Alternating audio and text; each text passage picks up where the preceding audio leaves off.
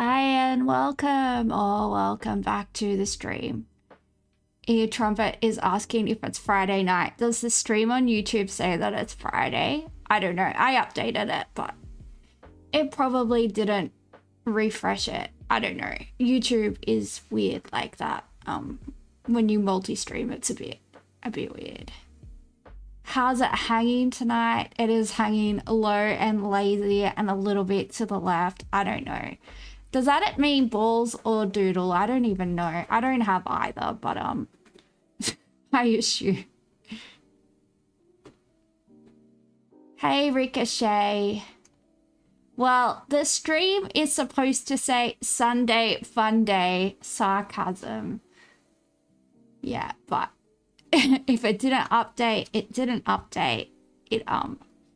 Yeah.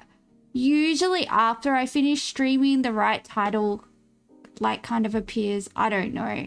Technology is stream elements is kind of finicky, so it just does whatever it wants, and that's what it does. All right, well, hey Dango, good to see you, Dango. I am going to do what I always do and try and take over the world. Nah, I am going to do the spelling bee and the crossword and all those things. Because I streamed for 4.5 hours last night, I spent the whole day feeling like I drank a bottle of tequila. And I haven't done that in a really long time because I'm not allowed to drink really on the medication that I'm on. Like, it's, you know, pretty toxic medication, so you're not really supposed to drink. But I will be drinking on Wednesday night because it's State of Origin, and those are the 3 nights of the year, well, besides Christmas, where, you know, I get to have a few drinks. So, good times. And my neighbors, because I live in Victoria, they're not gonna know why I'm like screaming and yelling, "Run you! See you in the Northern Territory!" Because apparently, according to my housemate, he just always hears me calling people, "See you in the Northern Territories," and telling them to run. Well, like, that's the point of the game. I'm like, you don't understand because you're Victorian, but you need to run and you need to get that ball over that line, all right? That's how it works. It's very important. Sorry, Joey, but Queensland needs to lose. It's I'll be sad if they don't. Which state do you support? I'm from Western Sydney, so yeah, go the Blues. So we've got 2 Queenslanders in the chat. There you go. But apparently your premier changed your state logo to blue instead of maroon. So I'm taking that as a sign from the gods that New South Wales are gonna do it. And we have a home game for game 3. So that's good.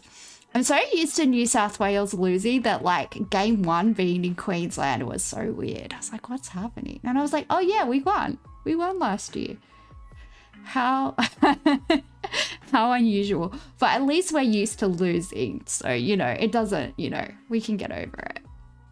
One of the few times a goth girl gets into sports. Yeah, well, I don't know. Like, goth kids used to mostly be working class kids, right? Same with all the musical subcultures were started by the working class. So there actually were always, like, goth and punk kids that were into sports, right? But then, as per usual, the private school kids came and they took over everything because that's what they do, because they're boring and they have no creativity. An accident happened in front of your apartment. Oh, Dango, that's really bad. Maybe you should pop your head down and see if everyone's okay.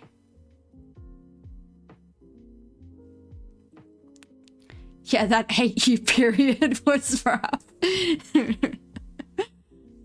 All right. I will remember to actually put the games up on the screen because bimbo power, guys. Bimbo power.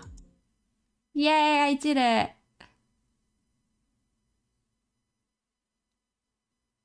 You had to be determined to be goth in subtropical Queensland. Oh my goodness, I can imagine. I can imagine. Although Sydney's subtropical. We had a banana tree in our backyard in Western Sydney when I was growing up. Sydney is subtropical, and Melbourne is definitely not subtropical. It's temperate, but where's I think the tropics start at the Tropic of Capricorn, right? Somewhere in Queensland. I don't know. I'm trying to remember my like year 7 geography class. I don't know.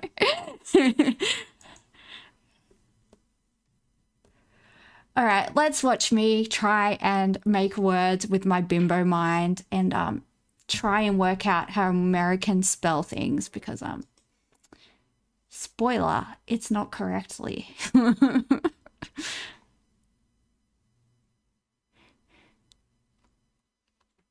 All right, so our letters are RACHMT, and we have to use the letter I.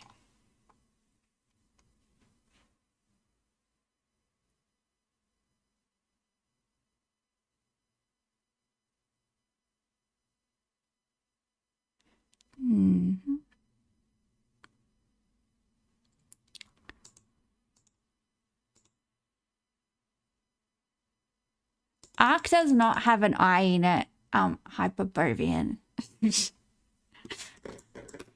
How do you spell Richter? Oh, there's no E.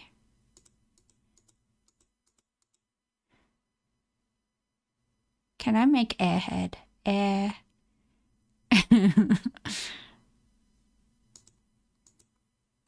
Sika. I mean, that might be a word. Excuse me, that's the most important ingredient in skincare, okay? There's a person that's like a hair care specialist, like that do hair transplants, and it's spelled like THRIC.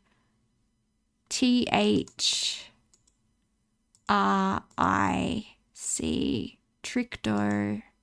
I don't even know. I don't even.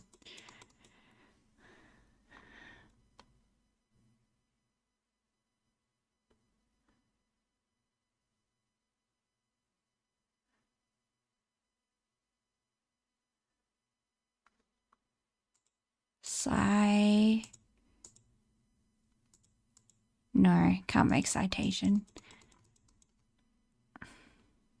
How do you spell mitochondria? Oh, nah, can't make that either. You can find matriarch. Yeah, that's a good word. Let's go for that.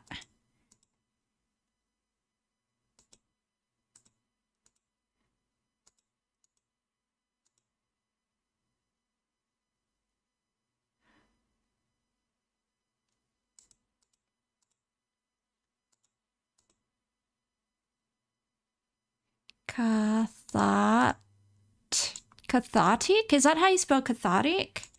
No.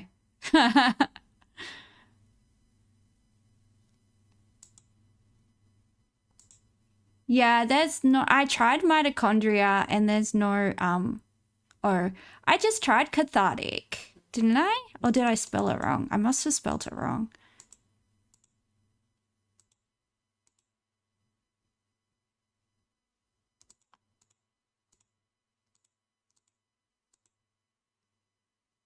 Am I spelling it wrong? Let me try.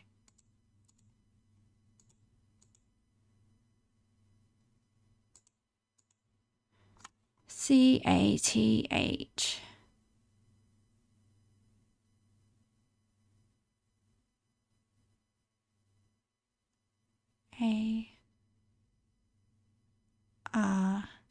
ARTIC. Okay, I must have just been spelling it wrong over and over again because I'm dumb.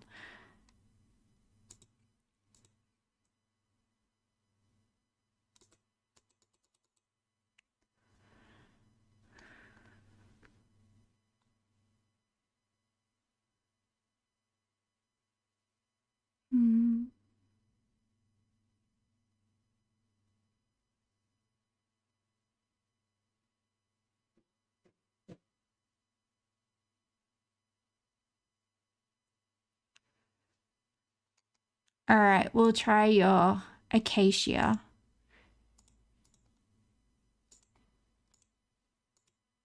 Ah, it was there.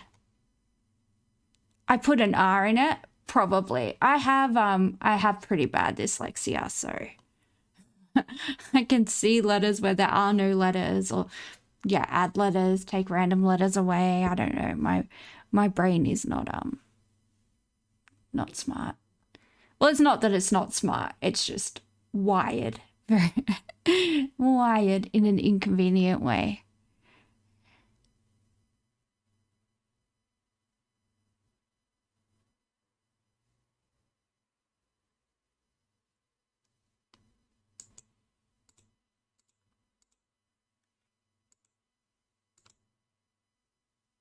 Oh, that's it. We're done, guys.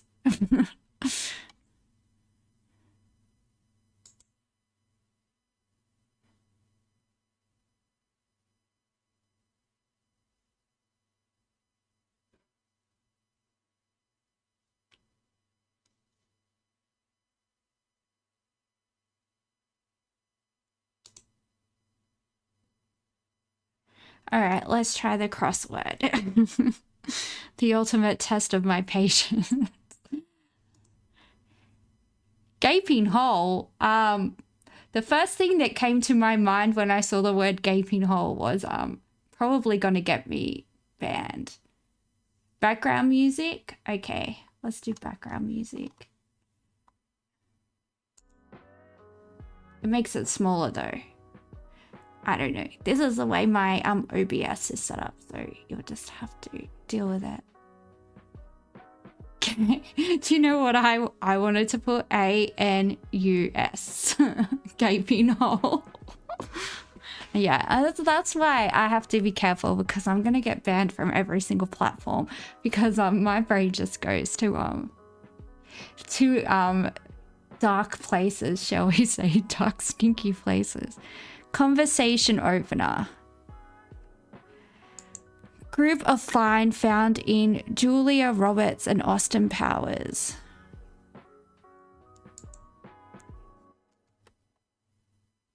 Ben of Broadway. Keep it down. Bloke. One down is bloke. That's the clue. Inside part of a golf club. AKA name. Animal that talks comically slow. In Zootopia. Haven't even seen that. Conversation opener. All right. Chasm. A chasm is a gaping hole. Let's try that.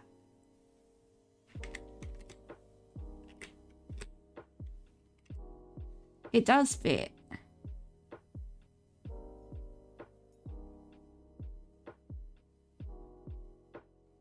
Group of five found in Julia Roberts and Austin Powers. Val.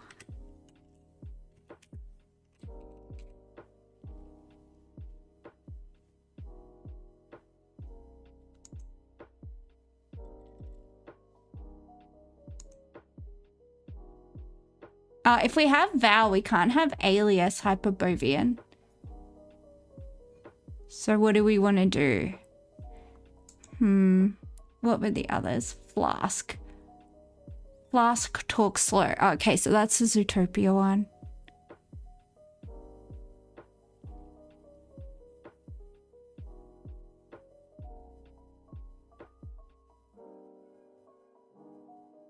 Val could be... Yeah, okay. A... E... I... Oh, I... O... U...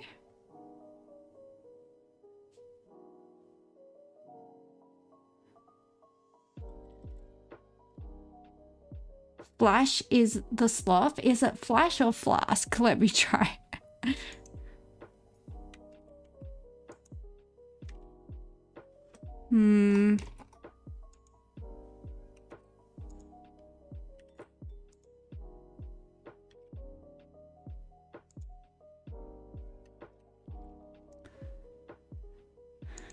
Conversation opener. What's this one? 5 down.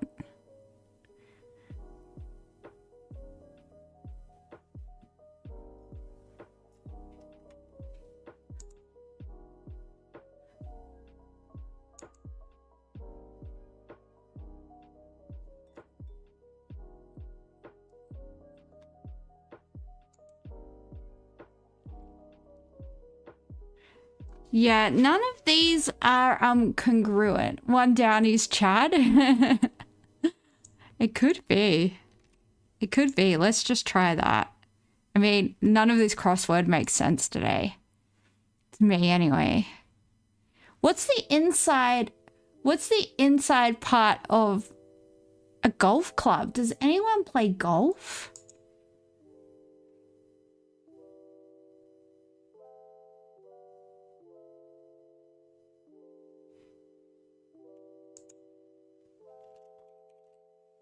Alias.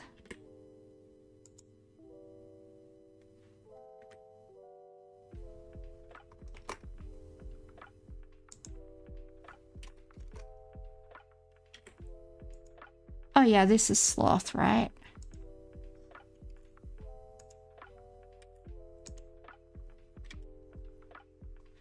Oh, hello. Is it me you're looking for?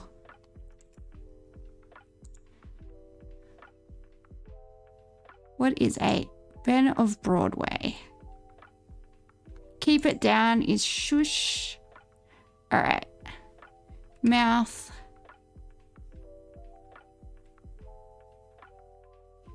Conversation opener mouth. That makes sense.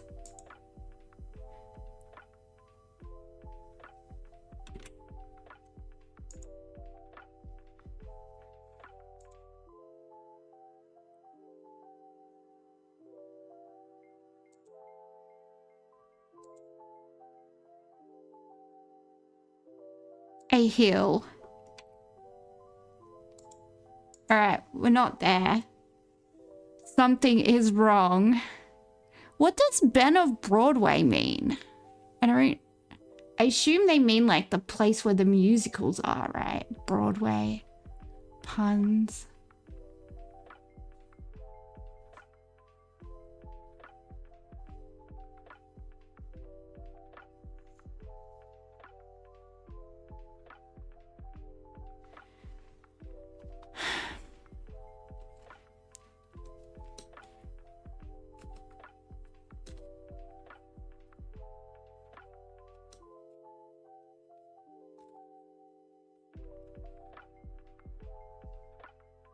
Could this be chav?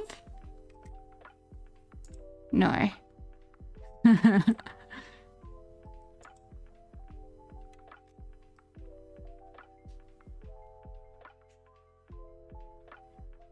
Could be chap. It could be chap. Oh, I did not want to do that. Please. I know. That was it. It was chap. So maybe they think bloke is British and not Australian. I mean, I guess we both use it, but let's be honest. Australians use it better. Like, we do everything because we improved the English language, guys. We improved it. We perfected it. All right. Well, that was bloody frustrating. That was just annoying. I did not enjoy that.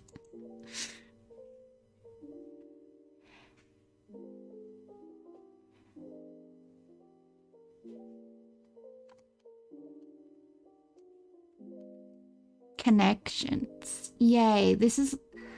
Sometimes this game is okay, but sometimes it's incredibly frustrating. Yeah, I have yet to call I've yet to hear an Australian person like use the word chap and not like be just paying someone out. Like, that's not something that we use. It's only something, yeah. It's only something a weird pom would use, I reckon. I think so. Ooh, Prussian.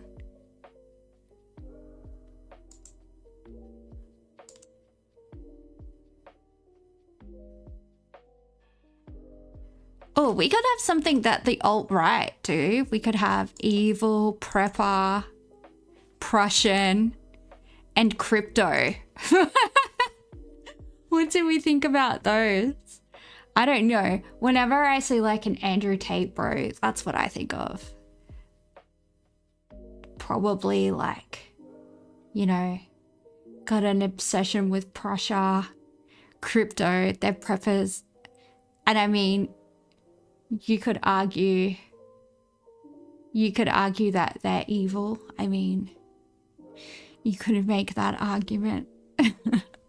Anyway, I will behave myself. I'll just take those off.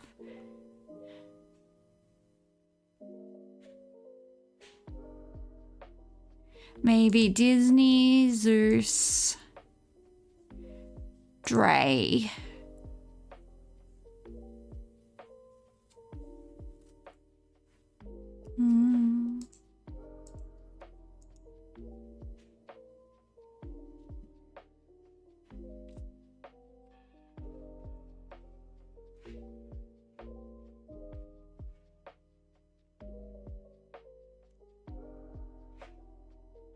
Dr. Seuss, Dr. Dre, yeah, that's what I was thinking for a minute, but Dr. Dre,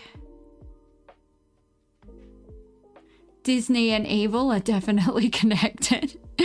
Possibly.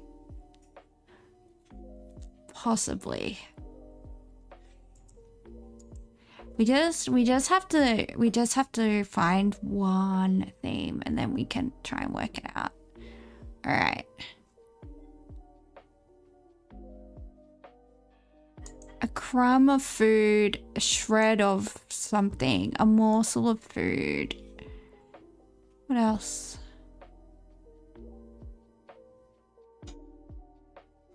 Oh, I read pepper as prepper, like a doomsday prepper. Wow, my dyslexia is on Dr. Pepper. I've been reading that as prepper, like somebody that prepares for like the apocalypse. Dr. Pepper, Dr. Zeus, Dr. Dre, and Dr. Evil. They're all doctors. There you go. Dr. Evil from Austin. Oh, because they've got an Austin Powers thing going on today. There we go.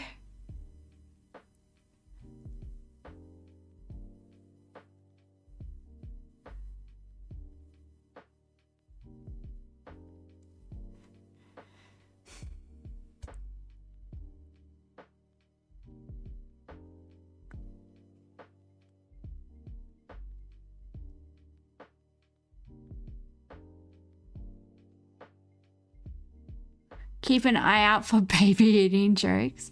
Yeah, we'll keep an eye out for fat bastard jokes. I wish I could do a Scottish accent. I would do it, but I can't. It would be offensive. And seeing as though one of my friends is Scottish, I don't want to offend. Plus, Scottish people are really good fighters. So, you know, I'm not starting to anything with those people.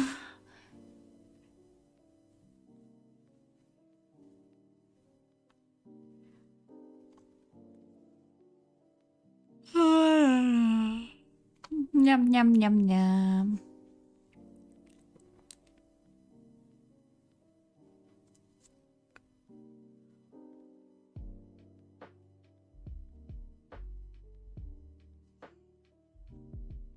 Grain morsel, grain shred. Shredded grain, morsel crumb, maybe? What do we think about those? But what's the theme? I mean, they're like food related.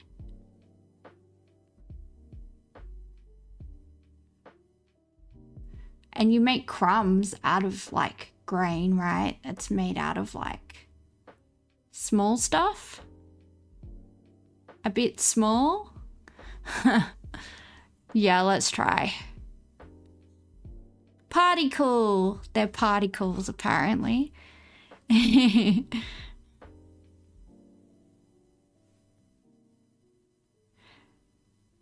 Maybe we could have like empires, the Prussian Empire, the Chinese Empire.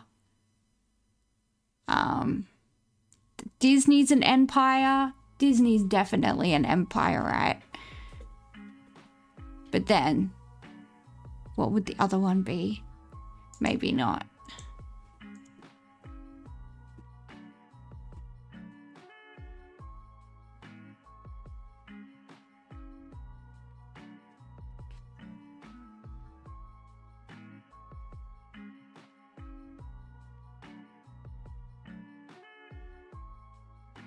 Crypto empire? China plus where?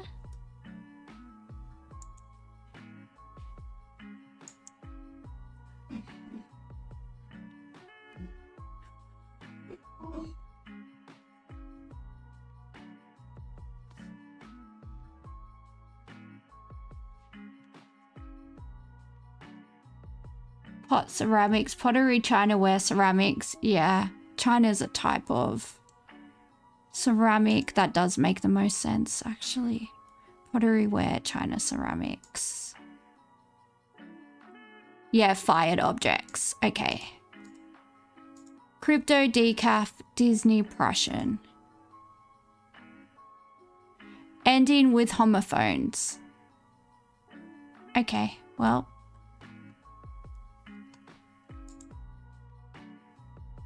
Ending with homophones of parts of the leg. Crypto, decaf, Disney, Prussian. Okay, if you say so. If you say so.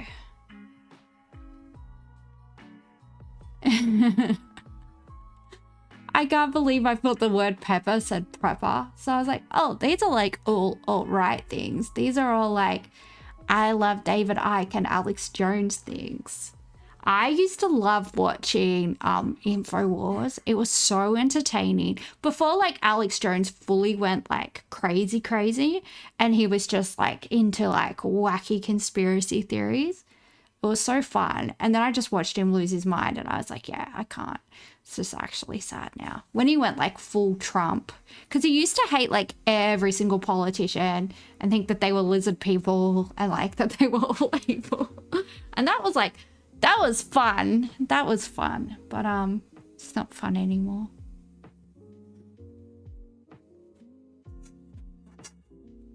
Oh yeah, and he did the Sandy Hook stuff as well. That was pretty gross. But he used to be just a weirdo on the internet, and then he lost his mind, which I think happens to most people that spend too much time on the internet, to be honest. It's not a nice place out here.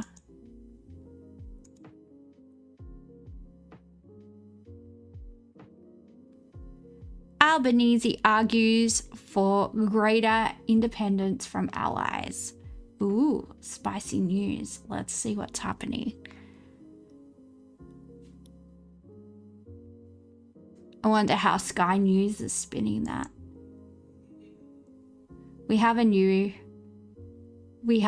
batch of weirdos. There are definitely a lot of weirdos. But it's interesting that like the really extreme left people are allowed to like, you know, kind of push it. I suppose the alt-right people were kind of pushing it in like 2016.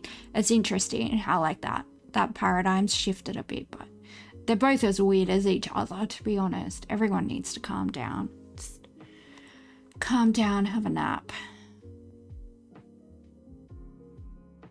Trader risking our lives, yeah. Yeah, God forbid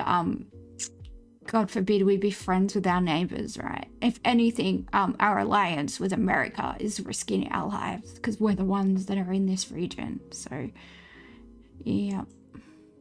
The Perth home. Oh, I need my headphones. They're not on.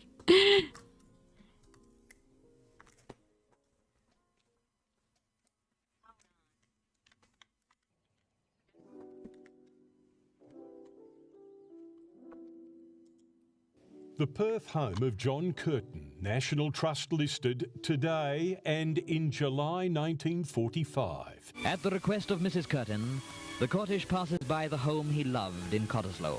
John Curtin's death 80 years ago today, in the weeks before Japan's surrender. He was our greatest Prime Minister. Labour's wartime hero, declaring the existence of a state of war with Japan.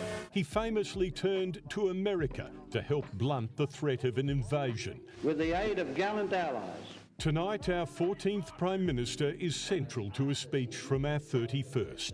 Albanese arguing Curtin taught us.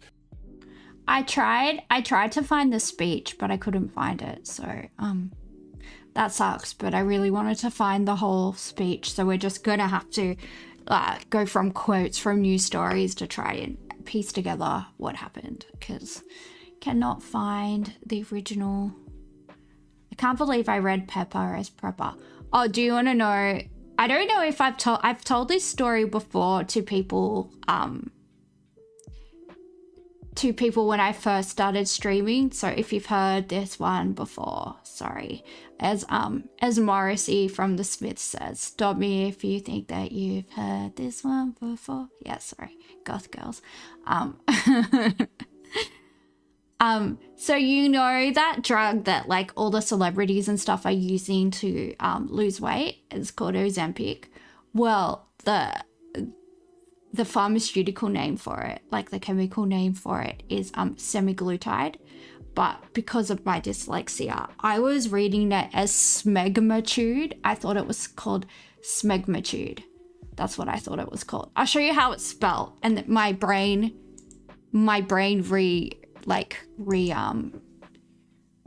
reorganized the letters to say like, and I was like, oh, that's such a funny name for a drug. It's like smegma with attitude, but no. And then I was watching something and I heard a girl say it and I was like, oh my God, that's so embarrassing. Imagine if I said that to somebody. Although I guess I just told the internet, but I'm writing smegmatude. Sammy Blue Tide.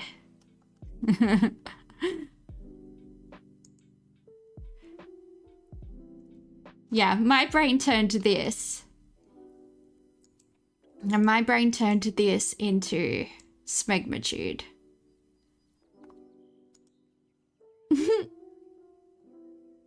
You also thought it was Prepper? Okay, Ricochet. I feel less silly now.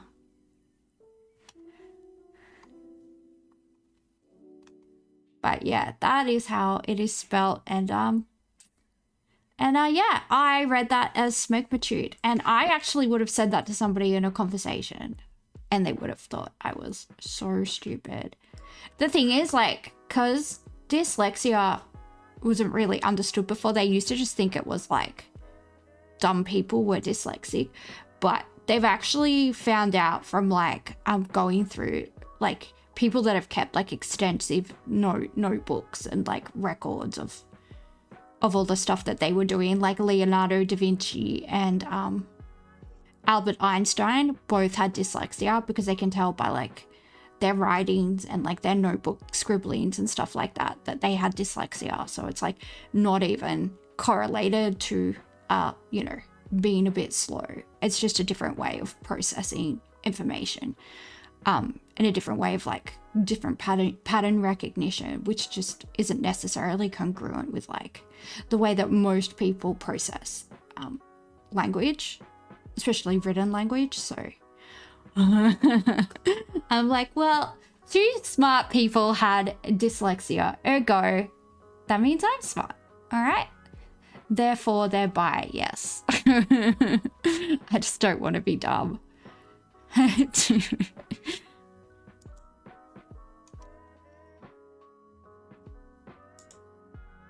To think and act for ourselves, shape our own. Hello, Naimer. Hello again. Own future. The PM expected our Hang on. 31st. Albanese arguing Curtin taught us to think and act for ourselves, shape our own future. The PM expected to acknowledge the US alliance as our most important defence and security partnership, but we do not seek our inspiration overseas, we find it right here.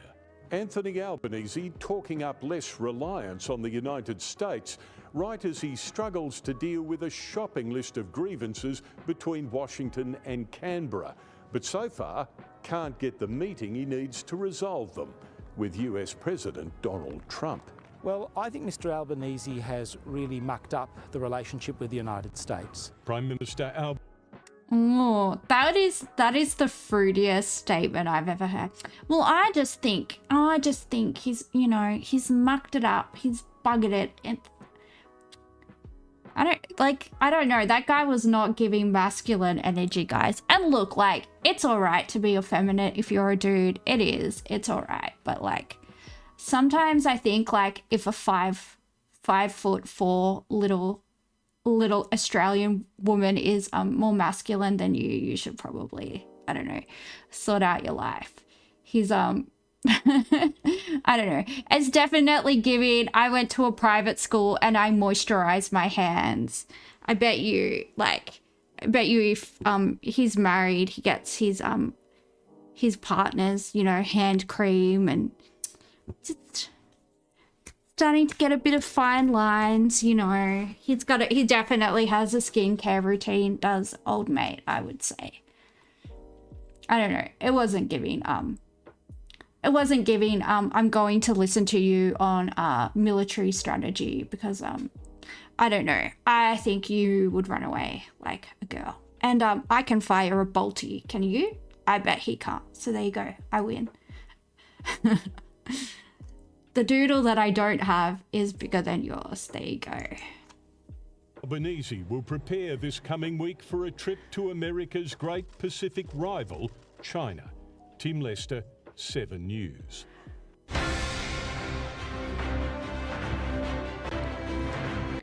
Well, I mean, he could have used stronger language, honestly. I mean, Sky News is acting like the sky is falling, which is apt because it's in their name. Maybe that's what the name Sky News means, because they're always acting like freaking sky is falling. Yeah, he didn't say anything. He didn't say anything too extreme about the American alliance. Actually, I was expecting a lot more. I was expecting, like, we don't need you, stop telling us what to do, go away. But that is not what we got, so I don't know. That seems like a storm in a teacup. Not much going on there, to be honest. Maybe there's more quotes somewhere. Albanese makes a subtle swipe at the United States. Yeah, it was so subtle I didn't even hear it. It's almost like it wasn't there.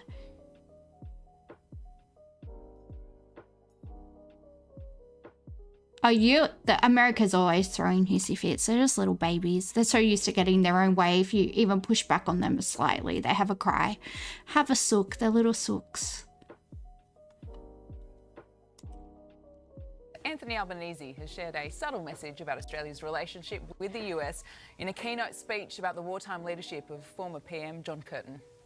Curtin restored in Labor what he revived in Australia: unity and purpose in times of crisis and uncertainty, ambition and cooperation in pursuit of opportunity, and above all, the confidence and determination to think and act for ourselves. Okay, for more on this, let's bring in Nine's political editor, Charles Croucher. Morning, Charles. This seems like a timely address, right? It is, and it's quite the coincidence there with John Curtin. This is an anniversary of his, but he brought troops back to Australia against the will of the British at the time. That was the big one during World War. Yeah, what a boss. What a boss. The Japanese are obviously, you know, getting pretty close to Australia. Yeah, like, sorry, but the way that the British people, like the way that the British Empire used Australian and New Zealand troops during the World Wars, just like, you know, it's got nothing to do with us. We were nowhere near Europe. I mean, obviously World War II was different because, you know, the Pacific Theatre and the Japanese were obviously one of the three Axis powers. And yeah, rightly so. Bring back our troops, defend Australia. Like I was covering a few days ago, right? Because I would whenever I mentioned like historical things to people, like about Australia's history, people look at me like I've got 3 heads. Like my housemate didn't know that Darwin was bombed, that Sydney Harbour had, you know, 3 Japanese midget subs go into it and sink a vessel, the HMAS Cuttable. What else happened? Oh yeah, Newey got bombed, Newcastle copped it, but they only like blew up a tram stop apparently. I guess there used to be trams in Newcastle. Actually, I think I have seen tram tracks in the road. It's like when you used to see like the old tram tracks around Sydney back in the day, but then they actually just put them back in, but they call it light rail. It's like, mate, that's a tram. Don't know what you think it is, but it's a tram, okay? So, anyway. What was I saying? I don't remember. Oh yeah, good on you, John Curtin. Good move. Yeah. They got to PNG and they attacked the mainland, you know, 3 times. So dicey, Jack Spadicy. War II, effectively to protect our northern borders. It would go on to sort of fight in Kokoda and places like that. Churchill wanted them to go to Burma, which fell to the Japanese shortly after. Kokoda is PNG. Sorry, I've got Panadol in my mouth. I thought I took them, but then I just found them on the table. Sorry.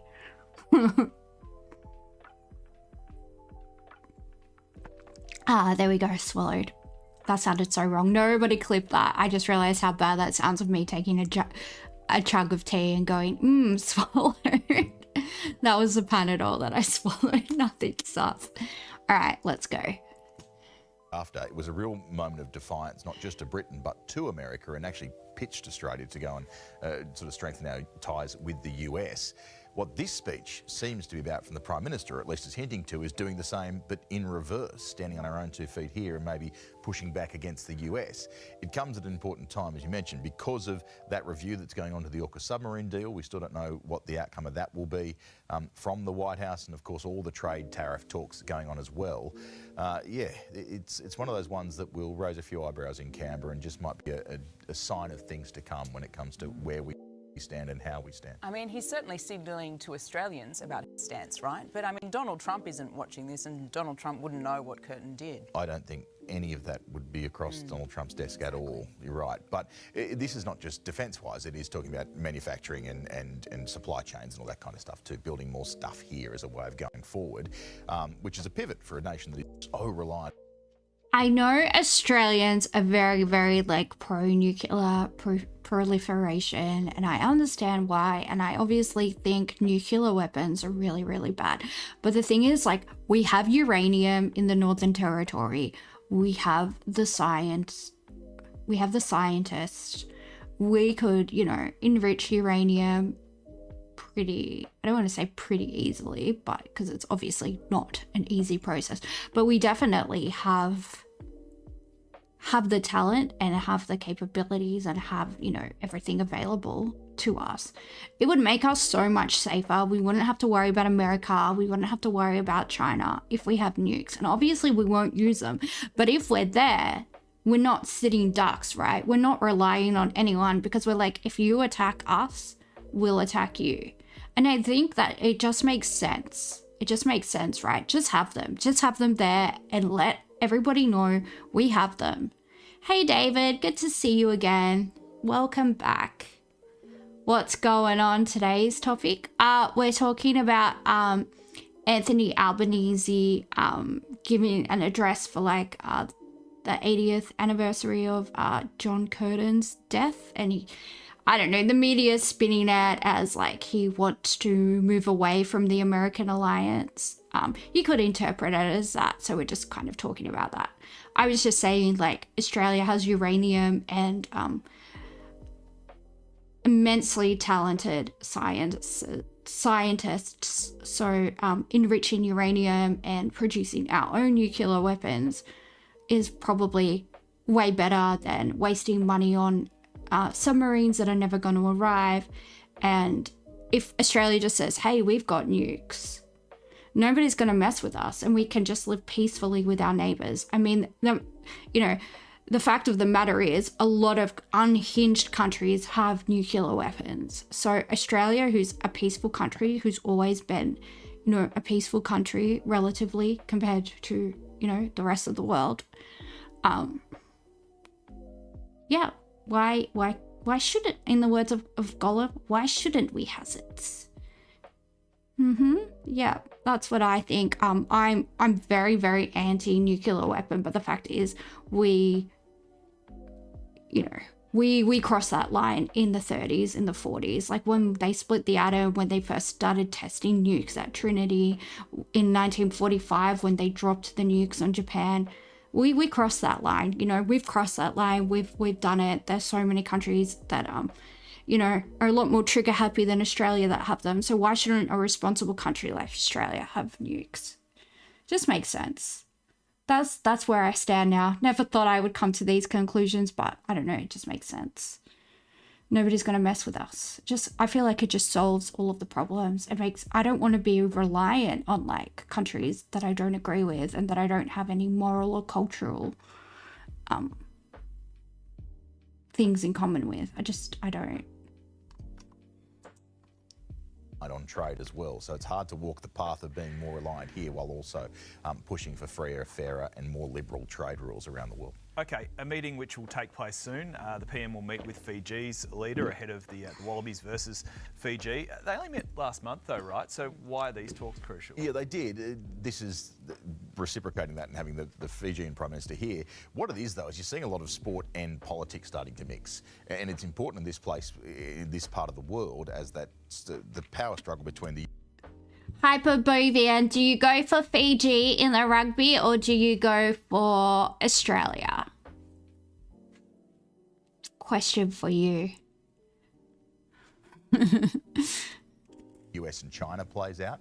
What Australia has done and our allies has found that we can't match China with power, we can't match China with money, but what we can do is culture and sport. So that's why the PNG NRL team is so vital. That's something that China can't do, and that's why things like rugby have become so important. Both leaders will be there in Newcastle for the Wallabies-Fiji game today.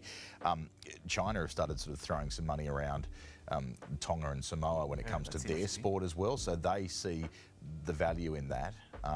The Fijian Prime Minister, almost in that Curtin-esque style, was talking about this week independence and his need to stand as their own country, and they certainly wouldn't.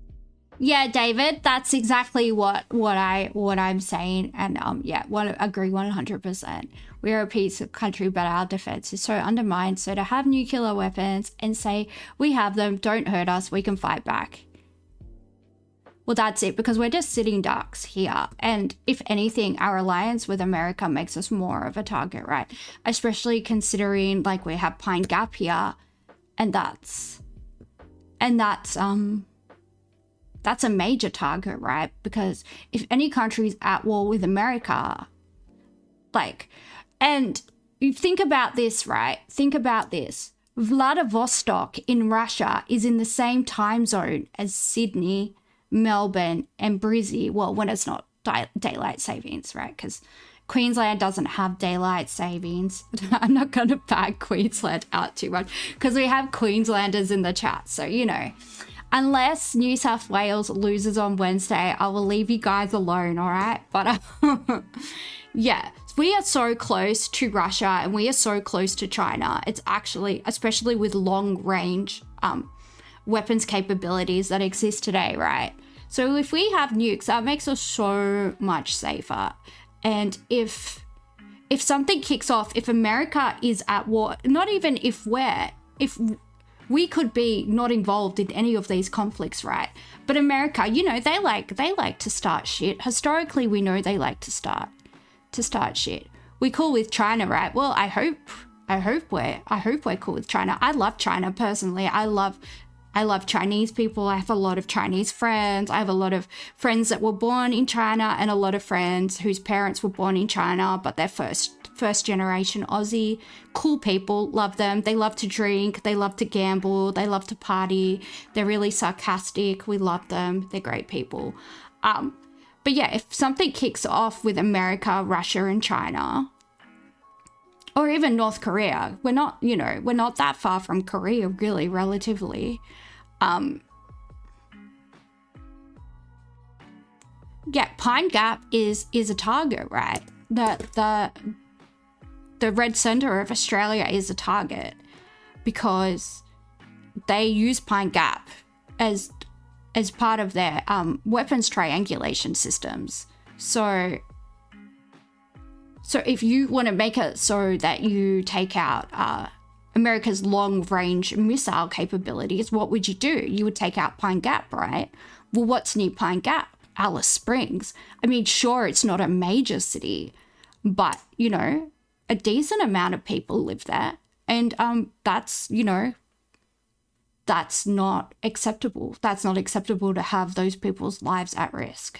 And also, we just don't want fucking countries bombing our cities, right? So it's not nice, and we don't like it. Be looking to China, but also with the US pulling some of their money out, they need to look somewhere. So it's just an interesting time, and this is the one tool that Australia has that can't be produced or manufactured or bought. Well, we'll see if it can or not. You wouldn't think it can, and that's the tool Australia has in its arsenal. Yeah, wow, interesting political move by China. Finally, Crouch, the Reserve Bank will meet this week. Will the government be hoping for another? Oh, government's really hoping for it. Yeah, they want to see 2 or 3 more to just free up everyone, take some more pressure off. This is the ultimate cost of living relief. It's not just for those with mortgages, because they're the ones that will see it first up when the rates drop, hopefully, and that means that everyone's mortgages drop. But it puts less pressure on landlords to increase rents again. You know, renters have really copped it over the last few years as everything. Yeah, Alice Springs does have a lot of trouble with the Yanks that live at the base. I've heard that too. I've heard there's some social cohesion problems, shall we say, to put it diplomatically. That's what I've heard. I've also heard the same about the base, the American base at Okinawa, like the southern part of Japan. I've heard there's also how can I put this delicately? Some problems with American men and local women, if you catch my drift. Yeah, it's not great. They seem to not really respect local people, let's just say, to put it mildly. Went up, so did their rents, and they're going to stay up even though mortgage payments come down. No one's going to lower the rates of rents, but also businesses. A lot of small businesses doing it tough. If they can get sort of relief from the interest they're paying on loans, it's going to help as well. So look, confidence in the government that this will drop. There'll be a cut on Tuesday, and then 2 more potentially throughout the rest of the year. We'll see what the figures do, but with inflation now down at the bottom of the RBA's target band, it's at a 2.1 or 2.4 on the trim mean, it's looking very likely. Yeah, very likely. The markets believe it, but also not just this one, but more into the action that should make it really easy, much easier for people. If the US credit rating goes down further, they might be keen to start debt wars. Oh, 100%, 100%. America's got themselves into a very, very difficult situation, especially with China. Yeah. This is why, like, having huge deficits and needing to borrow all this money to, like, run your government is so, so bad. What, Americans dehumanizing Asian women? I know. People always think that I'm like part Asian, which I guess like the part of Russia where my granddad is from is like very close to Korea and very close to Japan.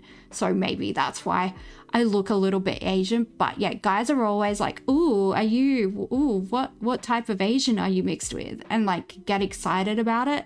And I'm like, I'm not. Go away. Please leave me alone, sir. Go fulfill your fetish somewhere else. But yeah, I can imagine being an Asian woman around certain men, because there seems to be a lot of fetishization going on with a lot of Asian women. So I definitely I definitely have a lot of sympathy for those girls at the moment. It must be so annoying. Out there that have done it tough now for 4 or 5 years. Charles Cratcher, thank you so much. Thank you. Have a good day. I'm not watching Sky News. Go away. Well, let's go to the States now. Joining us now. I'm not trusting you. You don't brush your teeth. I can smell your breath from here, sir. Does Rupert Murdoch not give you dentist money? Should we do a GoFundMe for him? Because having bad teeth really affects the rest of your health. You really need to you know, have good oral hygiene. It's what I'm all about.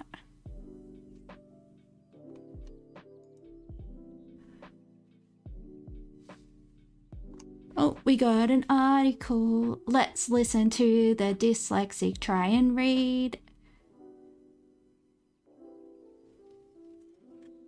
Oh, hang on. I gotta have a swig of my cordial. I've been drinking Cotty's cordial like a 4-year-old. I don't know. I just was like, why? Because they have like 0-calorie Cotties, like red and green Cotties. I was like, well, you know, haven't had that since I was a toddler. Let's see if it tastes good still. So I've just been putting a little bit of Cotty's cordial into my water. Yeah, I forgot to go get my scale and clean last financial year too. But have a look at your health insurance and see if it rolled over.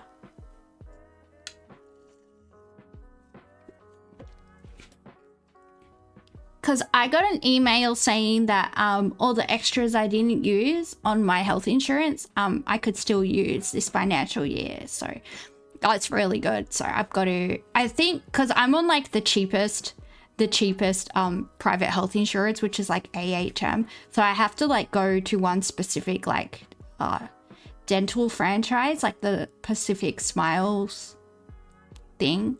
So I've got to go to that one. But there's one in the CBD, so I'll just try and get an appointment there so I can just go after work. And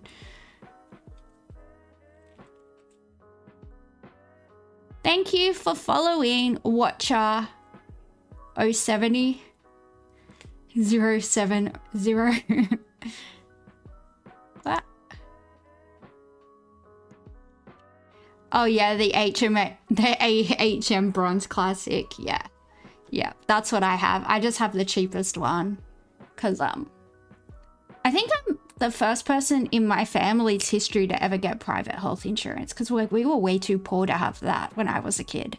So now I feel like such a grown up. I'm like, look at me. Because I always used to feel so poor and like they would ask me like, do you have private health insurance? And I would be like, no. And now I'm like, yes, I do. Here's my card, lady. Look how rich I am. All right.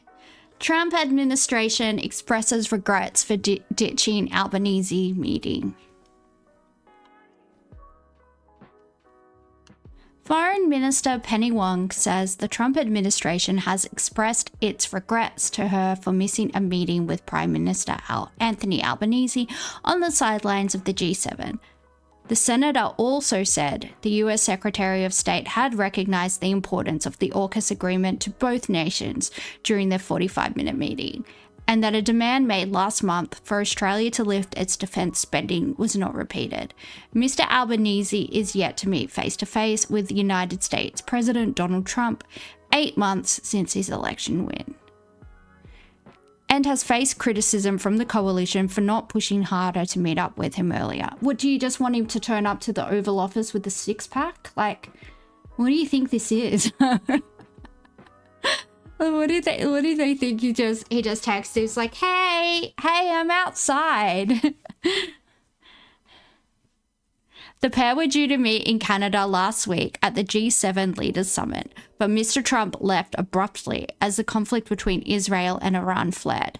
Senator Wong, who is in the United States for a Quad meeting between the US, Australia, India, and Japan, said she used talks with US Foreign Secretary Marco Rubio to discuss a future meeting between Mr.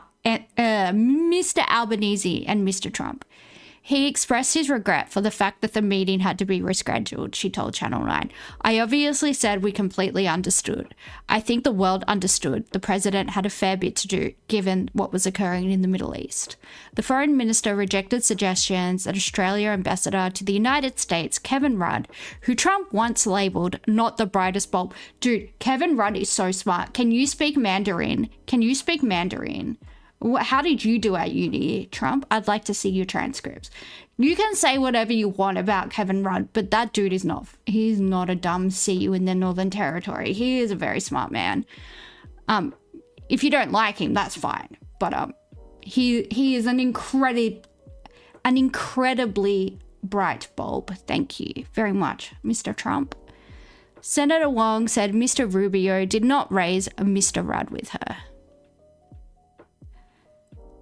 The meeting comes as Australia navigates several issues that threaten to cause trouble domestically.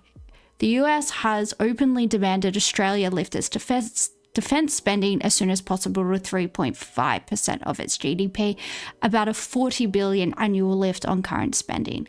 Senator Wong said Mr. Rubio did not raise Australia's defence budget with her.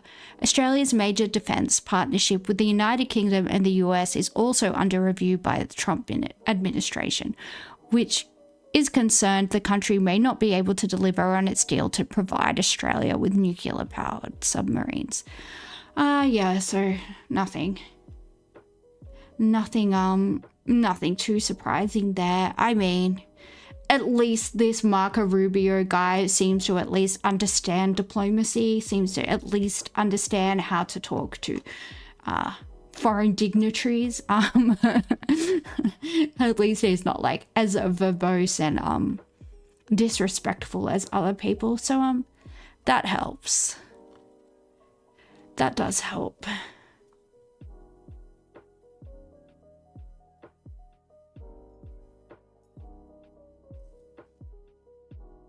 I'm just reading chat. Sorry if I just went quiet. I'm just reading chat. Because obviously I was reading an article. I wasn't looking at chat. Oh yeah, Trump wants to put the octagon on the White House lawn, right? He wants to go like full UFC. I mean, honestly, I kind of respect that. I do like a bit of bloke on bloke action, and I do like watching men beat the crap out of each other. So I personally would enjoy that. I'm pro UFC on the lawn. I think even Anthony Albanese would do that, right? He's a massive rugby league fan. He likes the biff, especially back when he was a kid. There were just punch-ons all the time in the ARL when he was a kid. Everyone was going for it.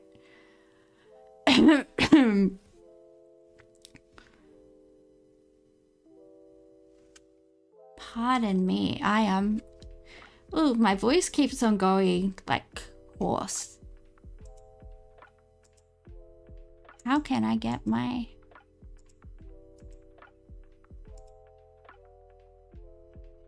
Oh, this is another article. I might have to watch a video before I come back to this because I can't read 2 articles back to back. My throat is too sore.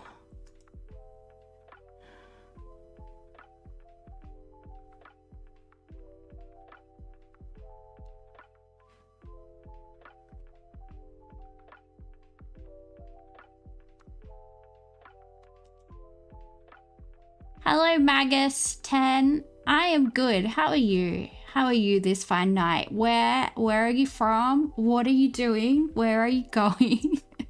I'm just interrogating everyone that comes in. All right. Well, this is an article. My brain does not work. This is a video from Al Jazeera. Checks notes. About the BBC being openly pro-Israel. Yes, that's what my notes say. All right, let's get into it.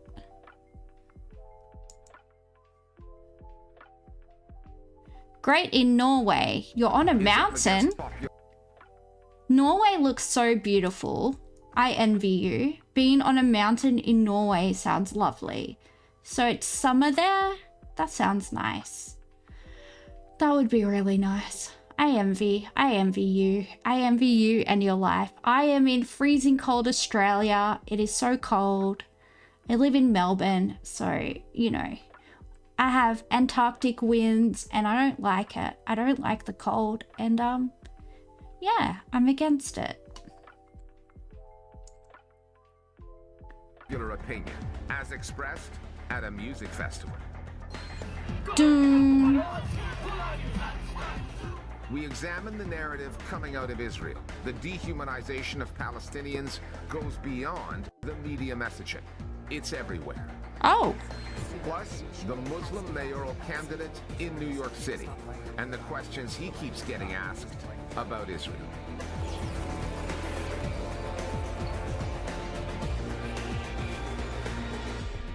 The stage had been set at Glastonbury. At Britain's biggest music festival, some pro-Palestinian acts stepped up to the microphone, political agendas in hand, with messages to deliver about the Israeli genocide in Gaza and the Starmer government's continuing support for its perpetrators. Look, it's the poor man's Anthony Bourdain. Like, you can't tell me that they didn't hire this guy because he kind of looks like Anthony Bourdain. What if it is Anthony Bourdain with plastic surgery? What if Anthony Bourdain never left us? What if he was the friends we made all along on Al Jazeera? What if, guys? Think about the possibilities. Think about it. We are through the looking glass, people. And the BBC, the UK's public broadcaster, was live streaming the event, adding another political element to an already explosive mix. The corporation has been taking a pounding over its coverage of the story in Gaza. The network has consistently muted voices critical of Israel, and when those voices do get heard, the tendency is to make the story about them, rather than the genocide that they're talking about. Glastonbury provided a window into the way that most British people see what is happening to Palestinians as an atrocity that must be stopped, thereby exposing British news outlets, the BBC and others, that rather than being the providers of information, have acted like the gatekeepers of it. In the United Kingdom, like just about any country, power often lies in the form of institutions.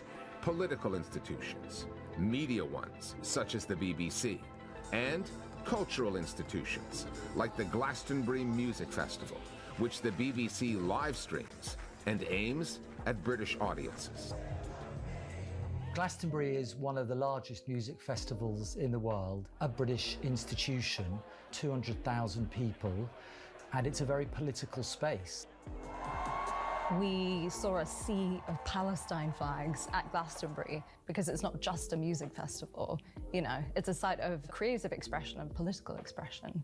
There were a number of artists who used their platform to draw attention to the genocide in Gaza, and one chant in particular. Death to the IDF!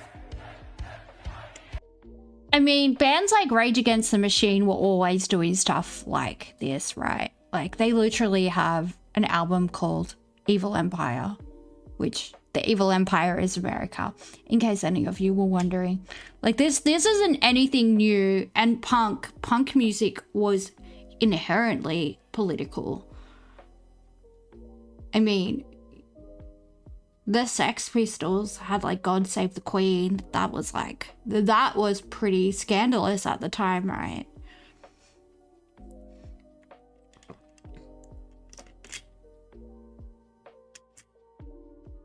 Was seized upon by pretty much all of the British media to create a kind of pseudo-scandal whose real purpose is to keep the spotlight well away from the facts.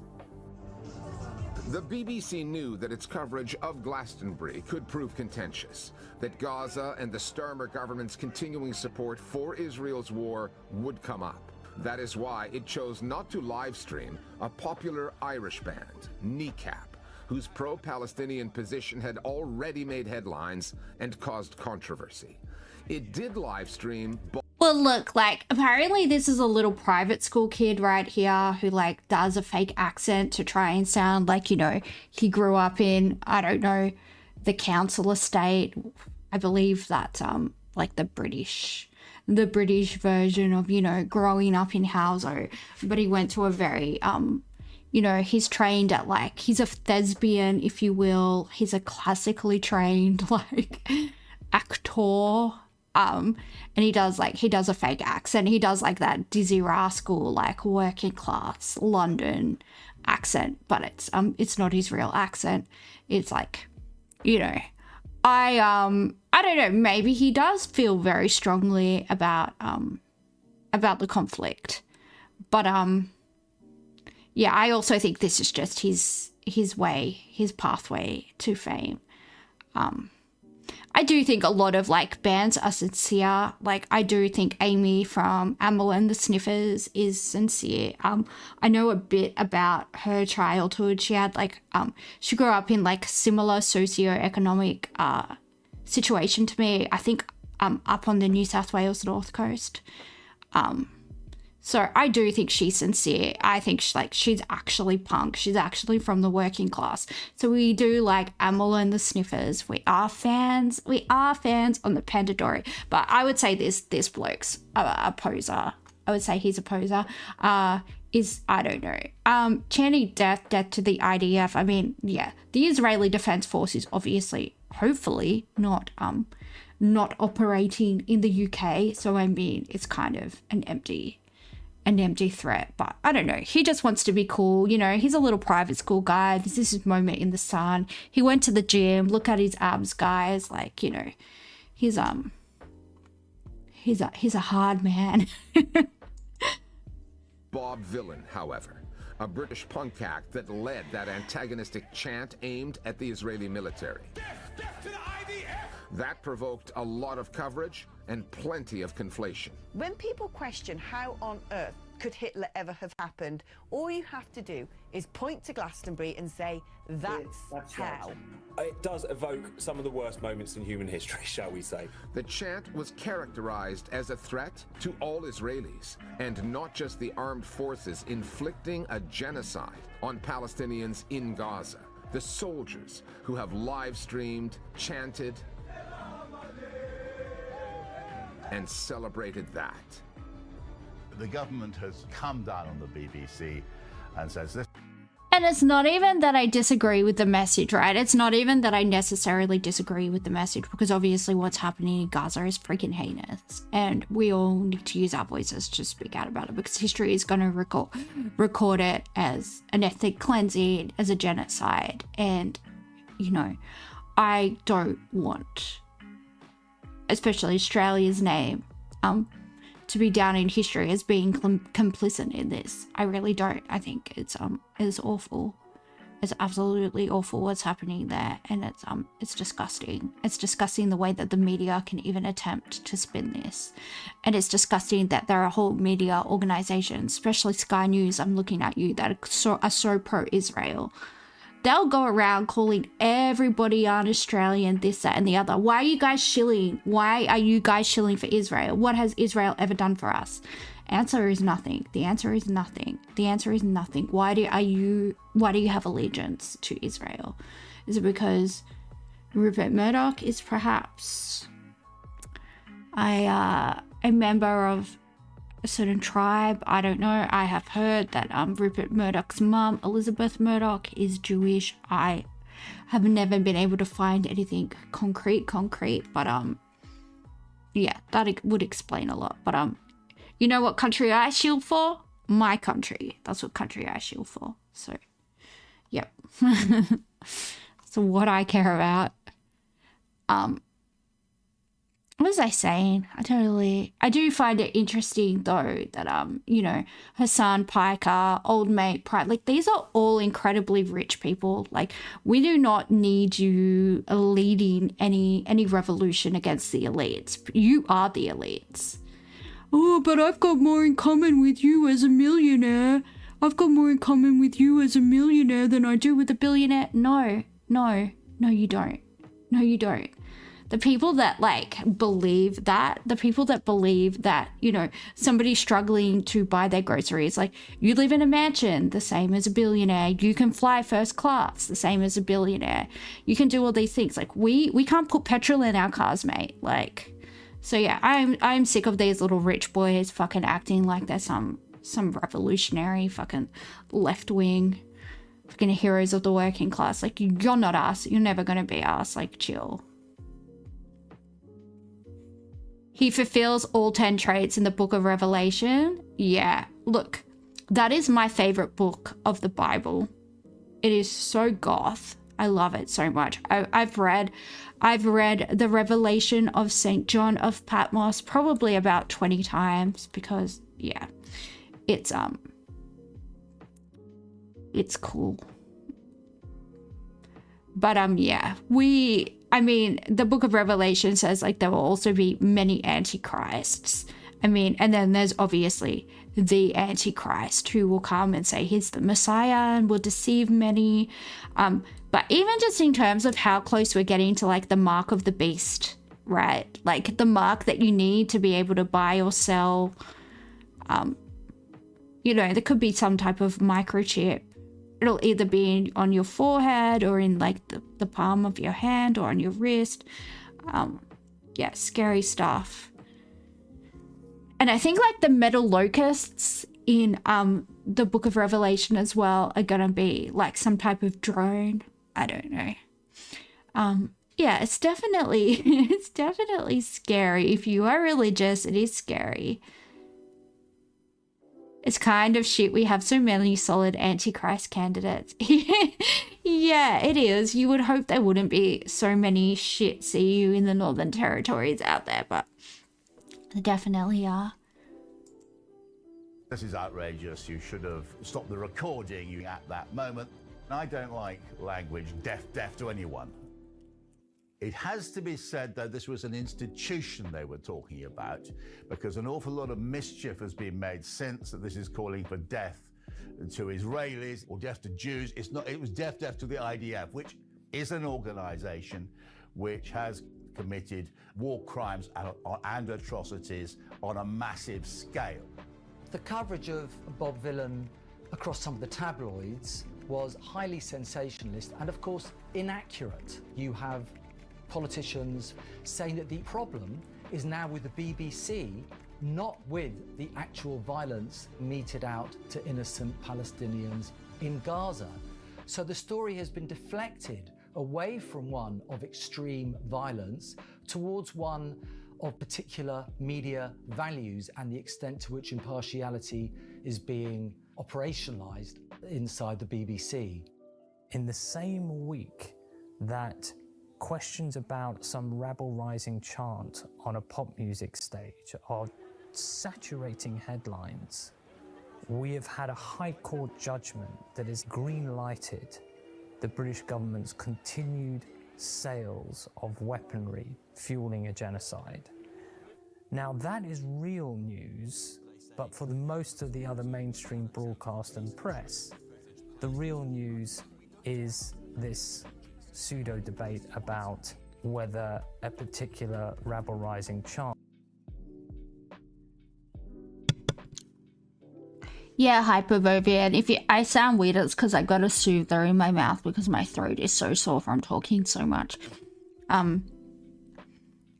Yeah, young children are particularly like savvy to media manipulation for sure, right? Because they can curate their own intake of media, right? They can see stuff being streamed, you know, live streamed from Gaza, essentially. They can see the photos coming out. They can see the dead people. They know what's happening. Whereas, especially boomers and Gen X and maybe elder millennials as well, they only really had the TV and the newspapers, right? And they were only getting one perspective. They weren't getting all these, you know, citizen journalists and independent journalists and able to access all of these other perspectives and all of these other sources of information, often primary sources of people actually there live streaming events as they happen. And so it is harder to manipulate younger people, I think. The word MAGA is an old name for wizard. Yeah, like the magus, magi, all those types of words typically mean like a practitioner of magic. I don't really know about. There's been a lot of people that kind of thought that they solved, you know, the mysteries of the Book of Revelation. I don't know. We don't know. We won't know. We won't know until Jesus appears in the sky, I guess. Is or isn't anti-Semitic. As the broadcast rights holder for Glastonbury, the BBC accidentally found itself at the heart of this story. The same publicly funded organization whose news division has had such a sorry record on the coverage of Gaza, over the way its news presenters initially insisted that any interview with a defender of Palestinian rights had to start with this. You won't condemn Hamas for killing civilians. Or clamping down on the same terminology that NGOs have applied to Gaza, language the British government shies away from, or the Israeli authorities oppose. This is a genocide happening in front of our eyes. We have, that word is, as you know, incredibly emotive, and the Israelis, as you know, will be saying that they are targeting Hamas only. There's the disproportionate number of pro-Israeli voices on the network's air. Even, let's just say, let's be charitable, and I don't believe this for a second, but let's be charitable and say Israeli is only targeting Hamas, which is obviously bullshit. Then you're doing a pretty bad job, because how many civilians, how many women and children are you killing? It's obvious that you're not doing that. It's obvious you have very sophisticated. We know, we've all seen the Iron Dome in action in the last few weeks, right? We've seen how sophisticated and how precise your tech is. We've also seen you have these amazing plans of all the underground facilities in Iran. But somehow you don't know anything about these tunnels in Gaza, which is next door. You don't know anything. You don't know anything about the tunnel layouts. You just can't possibly find these hostages. And we're supposed to believe that. Like, even if we are, you know, charitable and try and take Israel's argument as a good faith, that they're you know, they're doing this in good faith, there's no way that you're incidentally killing that many civilians, that many women and children. You're obviously targeting all Palestinian people, and you're flattening their cities, you're flattening their dwellings. It's almost like you're trying to get rid of them and their buildings and their history and their culture. I wonder if there's a word for that. I wonder if there's a word for that.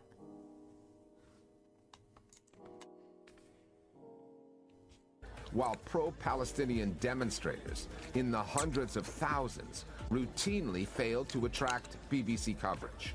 And, most recently, a documentary called Gaza, Medics Under Fire, that the BBC hired an independent company to make, but then stuck on its shelf for months after complaints, spurious ones, over a previous documentary on Gaza that had nothing to do with the new one. Another British network, Channel 4, finally stepped in and aired the Medics documentary this past week. Like all UK media outlets, Channel 4 has the pro-Zionist lobby to contend with. But unlike the BBC, its top executives are not government appointees. So the BBC we're seeing right now is a very enfeebled and weak BBC. It does not have a backbone. It gives into influence from lobby groups, complaint campaigns, and from the government. And it's very important that the people at the top of the BBC protect their journalists rather than passing down edicts and editorial decisions made on the basis of fear.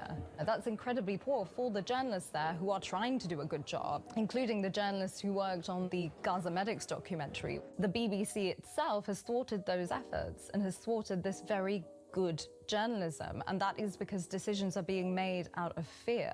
So let's have a little bit of context here and accept that the BBC has put out some terrific films and done some great reporting. But at the People forget, well, I don't think people forget actually, I think people are hyper aware how many dual citizens of Israel are captains of industry, are, you know, moguls, are magnates, are CEOs, are incredibly wealthy business people, and how much influence because of all that money that they have. So if they happen to be Zionists, which most people that practice, you know, the Jewish faith, a lot of them are Zionists and a lot of them are pro-Israel, and every single one of them is allowed to go and live in Israel as a citizen, right? That was the premise of setting up the state. Like, if you are Jewish, you can come here. So yeah, it's pretty cut and dry why the BBC is scared. They're scared too, because money is power. In a capitalistic society, money is power, and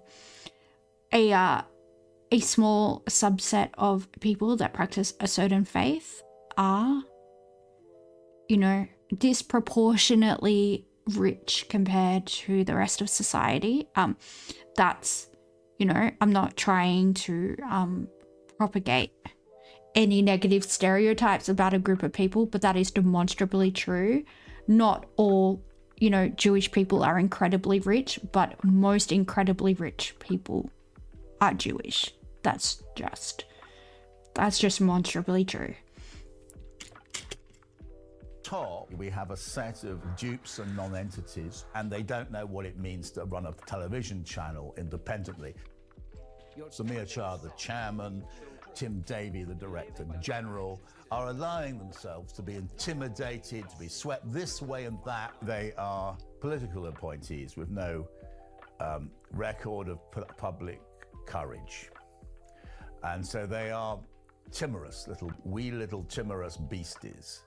So the fact that Channel 4 has now decided to run this particular Medics Under Fire documentary, I think it shows that the BBC have got themselves into a real mess, and that they don't feel comfortable in showing what is, by all accounts, a very sober, serious and well-researched documentary about the documented violence against medics in Gaza.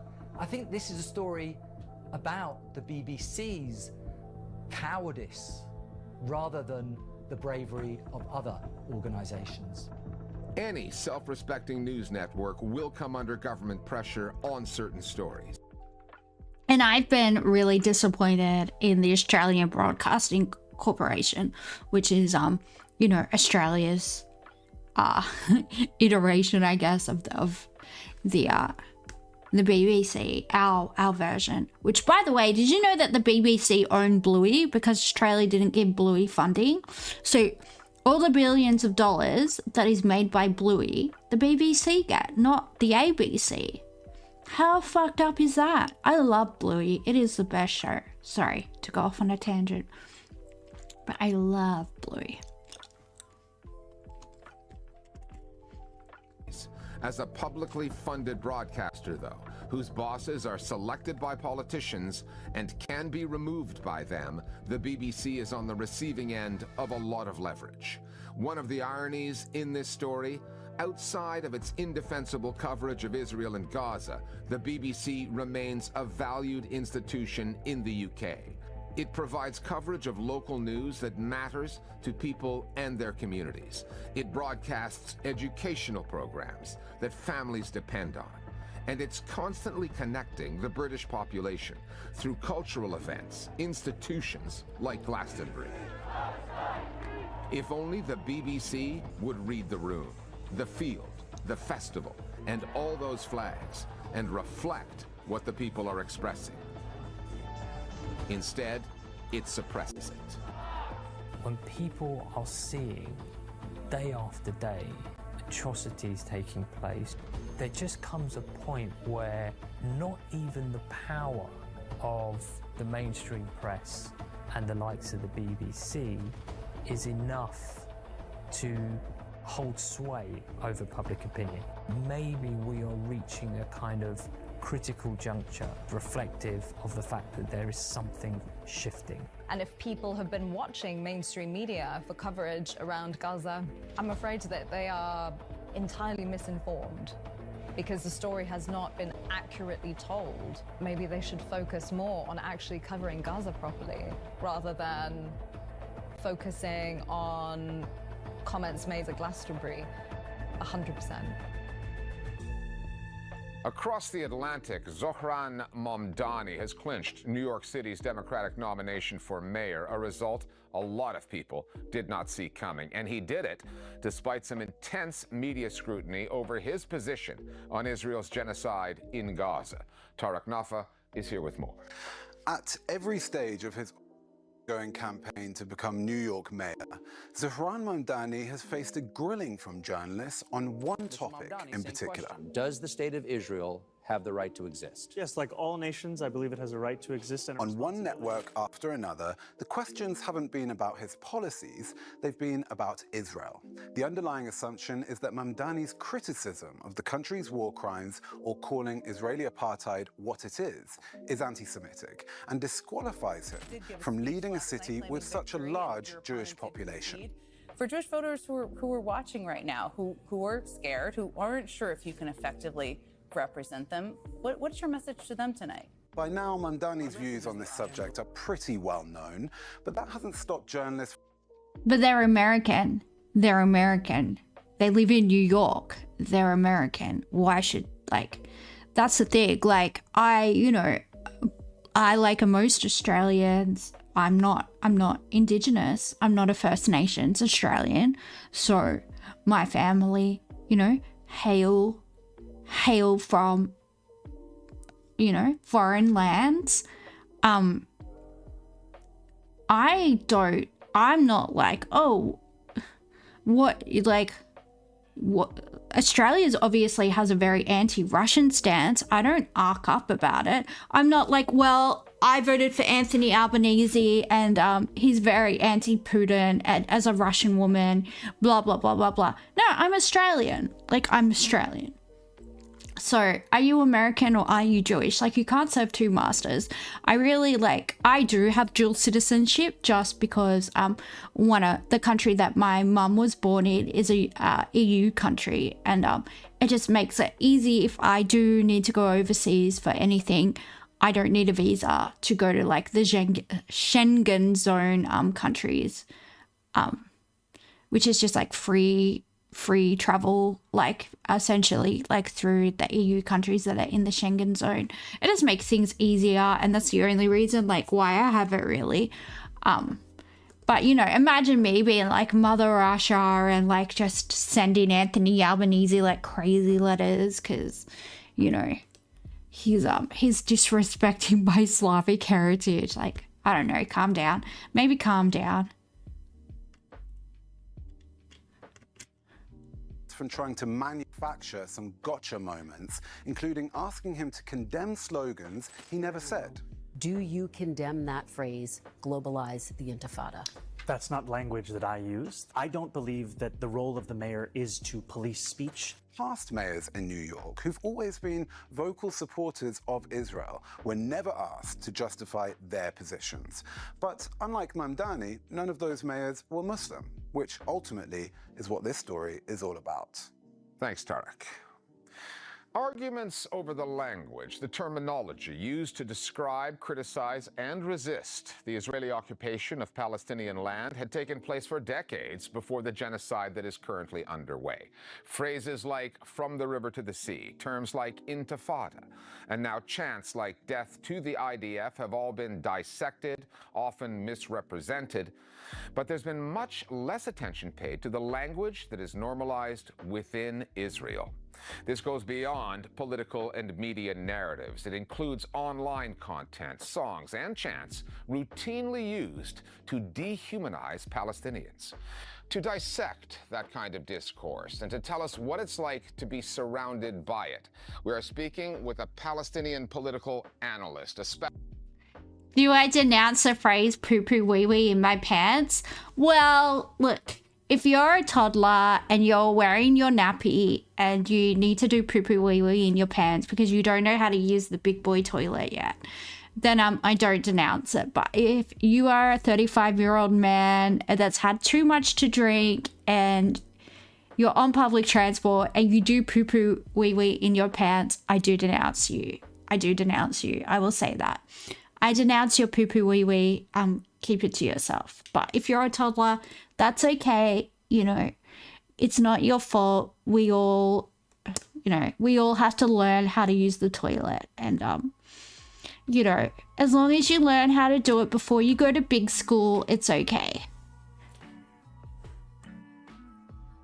America gives billions to Israel and they use some of that to buy the American government and media. Yeah, well, that's what APEC is.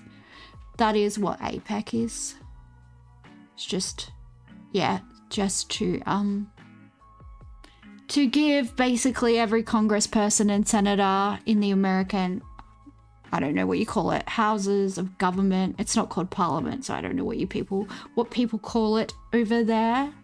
I'm not privy to the ways of the United States. But yeah, basically everybody except for that Massey guy has an APEC handler, right? And that's why they get the money. That's why they get the money to have them essentially always vote pro Israel.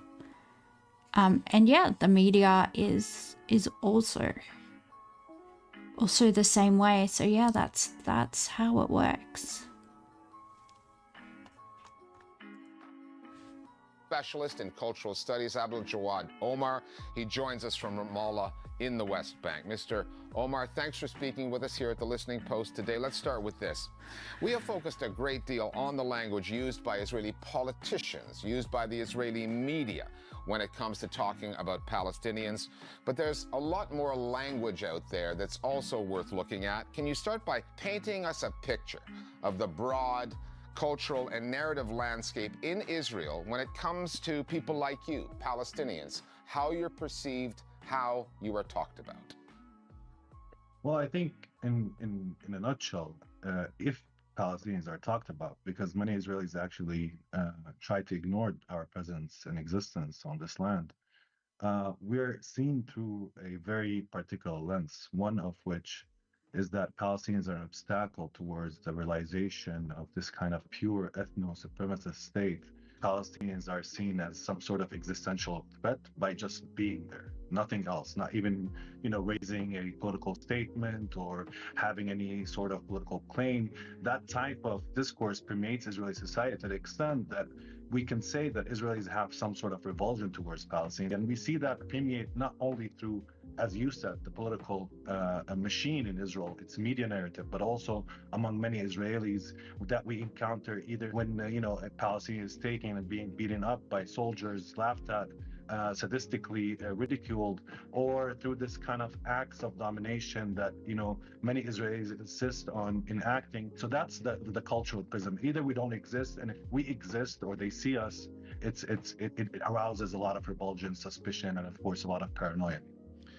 You're sitting in Ramallah in the West Bank, and you're surrounded by all kinds of messaging from Israeli settlers, the state. It comes in many forms, like this billboard that was erected at the end of last year, which reads, "No future in Palestine." What is it like to be surrounded by that kind of messaging? That is so gross. That is so gross. That is... Yeah, that is actually evil.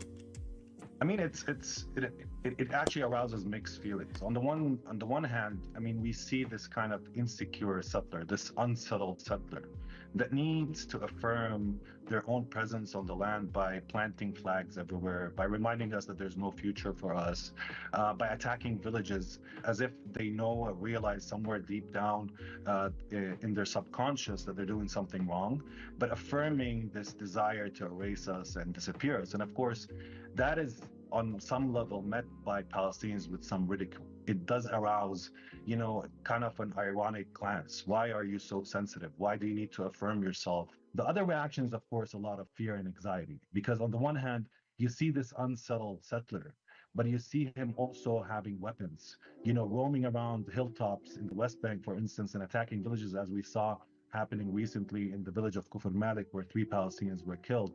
We see them, coming through and trying to assert the dominance through this exertion of violence as well. Not to mention that we in the West Bank are sitting now and watching what is unfolding in terms of the genocide happening at this current moment in Gaza, and of course the daily massacres. So there's a lot of fear and anxiety among Palestinians in the West Bank, a lot of fear that this sensitive, vulnerable, unsettled settler that is also impugned and allowed and permitted by the Western powers to continue with the unleashing of violence on Palestinian bodies without any consequences. So that's the two feelings that come across for Palestinians at this current moment when we see banners like "There's no future in Palestine." Take a look at this video from back in 2024 showing a hip-hop duo playing a concert at a school in central Israel.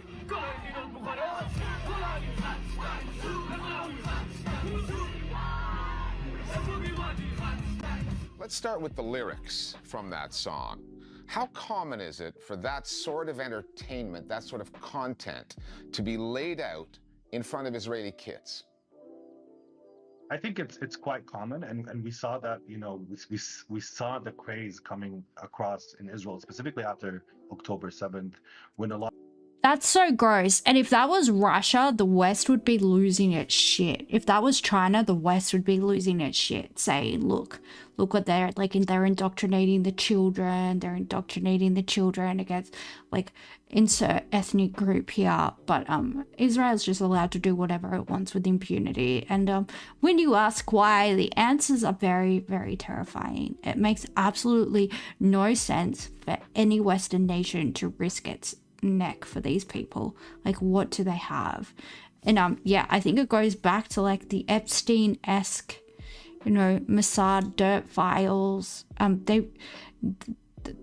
They make sure that every official that's elected, right, has some type of, they have some type of leverage over them. It's all so scary. It's all so ridiculous. And it sounds so far-fetched. And it sounds like something Alex Jones would say. It sounds like something David Icke would say. But I think at this point, like, it is, it's just reality. A lot of these, songs came through. They became part of the popular culture. The song "Harbu Darbo," I think it's called, actually made it to be the #1 in the Billboard charts in Israel itself. The lyrics contains a lot of violent imagery of Israeli punishing Palestinians in Gaza, of Israeli killing. It's full of this need and desire for revenge. And of course, it appropriates a lot of the language, of course, that came from Israeli politicians like Netanyahu. So this is the type of lyrics, I think it's common. We see it, going on in schools. We see that type of incitement happening culturally on multiple levels. It's a popular culture in Israel. And we should remember that these schools, of course, are graduating children, many of whom will actually go and join the Israeli army and will become, policemen and officers capable of actually enacting the violence that they're actually also inciting through these songs. So this is not only about a culture of incitement. It's not only about a culture of punishing the Palestinians and the Arabs that live within the domain of Israeli power and sovereignty, and within Israel's terror regime that enacts on Palestinian bodies, but it also it's a culture of incitement that actually can enact that violence on Palestinian bodies. Staying with music for a moment, this past week, much of the media and political establishments in the United Kingdom deemed that a certain chant that was heard at the Glastonbury Festival, "Death to the IDF," they deemed that to be anti-Semitic and a call for violence against all Israelis. Is that what you were hearing? And if not, why not? I think, nobody in Palestine would take seriously the accusation that this is a form of anti-Semitism because, in our Palestinian context, the very idea that fighting our occupation and fighting against, an Israeli state that wants to continue to capture us, annex land, imprison us, kill us at will, is something that has nothing really to do with the identity of those who are enacting that violence. If, for instance, the French came and colonized Palestine, that we still would resist the French. Palestinians are not motivated by the identity of those who came to Palestine and colonized Palestine. But I think also many Jews who actually have nothing to do with the state of Israel critique it, anti-Zionist, associating the entire Jewish population with the acts of a military machine that is now enacting and enforcing a genocide upon Gaza, with videos coming out of Gaza, seeing these soldiers dancing to the destruction of universities in Gaza, or wearing Palestinian women lingerie, or, just simply taking Such pleasure sick in fucks. the amount of violence they're enacting on a daily basis. Disgusting behavior. That is something that is coming across for people, and it should be seen as a normal reaction that type of military machine that allows this form of unleashing to happen against Palestinian civilians and Palestinians in Gaza specifically, but also in the West Bank, would be met by chance of death. And here, death means in a metaphorical sense, death of a machine that maintains a system that is rotten, that is racist, that is denying Palestinians their freedom and liberation. And that's how we in Palestine saw the images coming from the festival in the UK.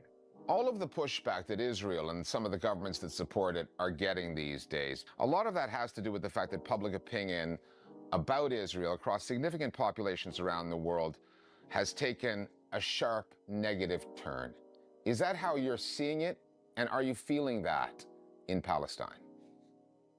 In fact, we're witnessing it. I think it gives us a lot of hope that the Palestinian message is coming across, that more people are becoming aware of the conditions that Palestinians live under, our yearning for liberation. And I think you're right. Today we're witnessing a change. Perhaps there's still no moral consensus around Palestine, but I think what we can surely say is that, Israel as, a central figure, as a moral compass, as a political entity that is supported wholeheartedly by much or large segments of Western society, this dominant Zionist narrative is being displaced. And I think one of the signs for that is the triumph of Zohran Mamdani in New York, where we see somebody who was immersed in pro-Palestinian politics, who did not really apologize for his past, and still managing to garner a win in a Democratic primary for mayor in New York City. I think this is significant. I think it shows that also much of the Western publics today are not only not as vested in safeguarding. Well, yeah, Hyperbovian, people can see with their own two eyes what is happening. And then the media is like, don't believe your lying eyes, or you're too stupid to comprehend the vision that you're seeing. Well, you just don't understand the intrinsicity. I can't say that word. Intrinsic. Dyslexia does not make you sexier today, but you can't understand, the complexities of this situation. You're too dumb. So you have to let us, the media, tell you what to think. Like George Orwell rang, and he wants, it's intrinsic. Yeah, it is, the root word is intrinsic, but it's another word with extra syllables that I can't say. Incentricities. Incentricities? I think that's what I was trying to say. I just couldn't say it.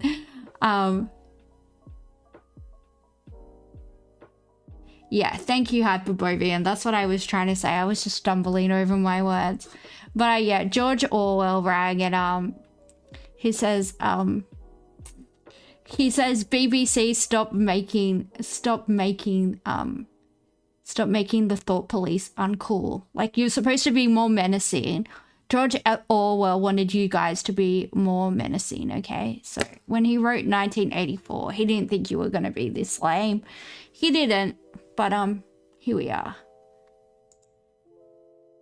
Regarding Israel, or at least in not looking at Israel as some sort of litmus test for political success in the West. And I think that's what happened with Zahra Mamdani, that today, being pro-Palestinian does not mean that you're excluded from politics. You can engage in politics. You can run for the mayor of New York City. You might even win the elections. And being immersed in pro-Palestinian politics does not mean that you're excluded. The idea that, to keep guarding Israel, to cover over Israel, that you need to go to the extent of sounding nonsensical, of sounding ridiculous, of making, arguments that are actually not really grounded in reality. I think that is not anymore something that is actually coming across. And this is why we've seen more and more Western elites and political elites going for the criminalization of Palestine Action Group, criminalization of Palestinian activism more broadly, because they sense that threat, that their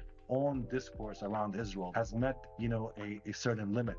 People are not necessarily convinced by these form of nonsensical and ridiculous statement that people in power are making anymore, trying to cover over what Israel is doing in Gaza, when they can see on their phones and of course across their laptops the extent of violence. That is the truth that is coming out, and I think it will be hard for the political class in the West to maintain the dominant narrative of Israel in its place that has been historically secured in the minds and imagination of much of their publics as of this moment. We're going to leave it there. Abdul Jawad Omar, thanks so much for speaking with us here at the Listening Post today. Thank you for having me. You're welcome.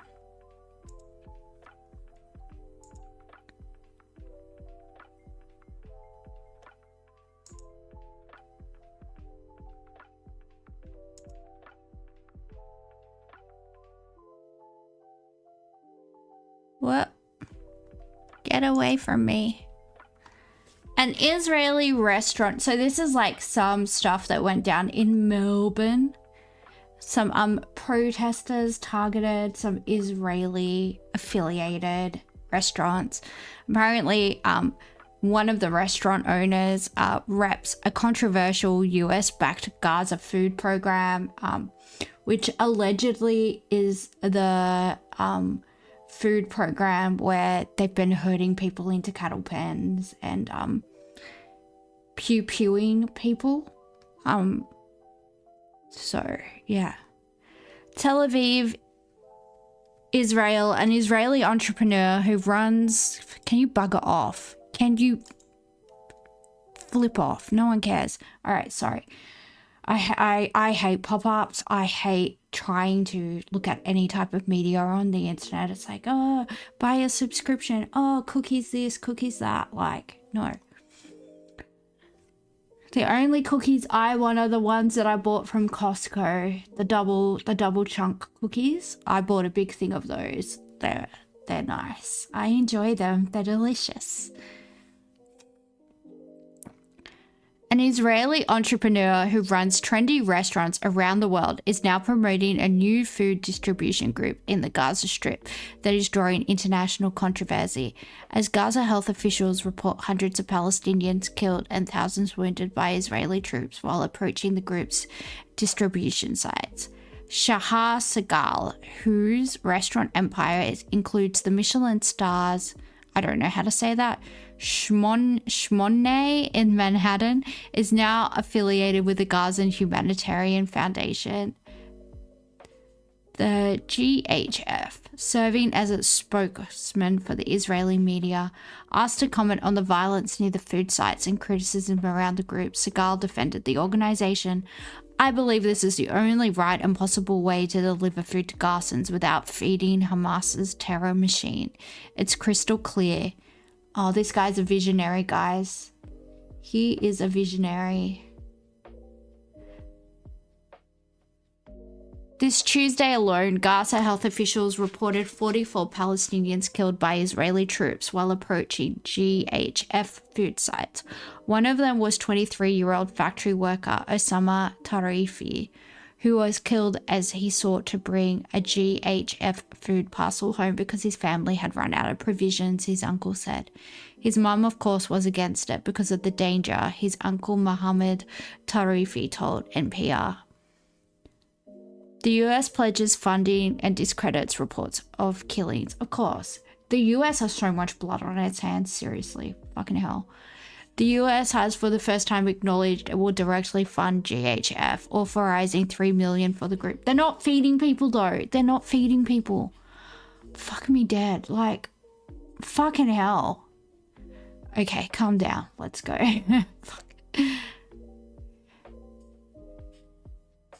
The State Department announced Thursday a track record of distributing over 46 million meals distributed to date, all while preventing Hamas's looting, is absolutely incredible. If you think these guys are incredible, like, go get tested. Like, go get dementia testing. Not from the same guy that was assessing Biden, because clearly he's not up to speed.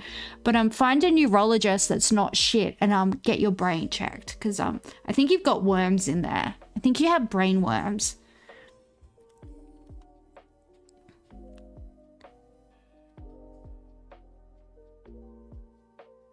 A track record of distributing over 46 million meals distributed today, all while preventing Hamas's looting, is absolutely incredible and should be commended and supported, State Department spokesperson Tommy Pidgett told reporters.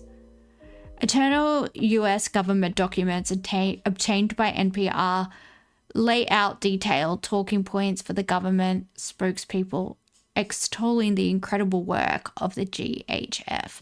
They expressed skepticism about Palestinians killed by Israeli fire while approaching GHF sites, alleging the accounts are promoted by Hamas-linked outlets.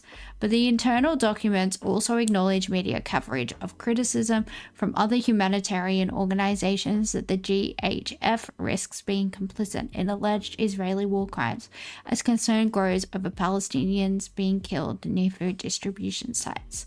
Johnny Moore, a US evangelical leader and campaign advisor for President Trump's first election bid in 2016, took over as the head of the Gaza Oh no, he's one of those people that follows the Schofield Bible and thinks that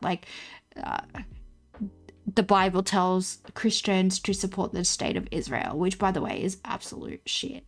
Like, they got a Jewish person to annotate the American Bible, and yeah, it's all just bogus. And that's why all these evangelical Christians just believe in like total false doctrine, and it's disgusting. Like, get a King James Bible, read it, and think for yourself. Like, just think for yourself.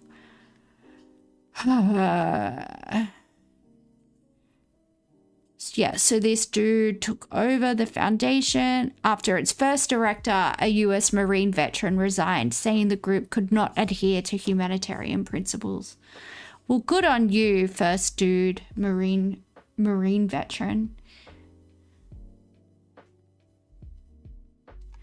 In late May, the Israeli and US-supported initiative began distributing food packages in Gaza, where severe Israeli limitations on food have driven rampant hunger. Israel says Hamas steals and sells food from the UN and other traditional aid agencies, and that the GHF distributes food to civilians under Israeli military supervision.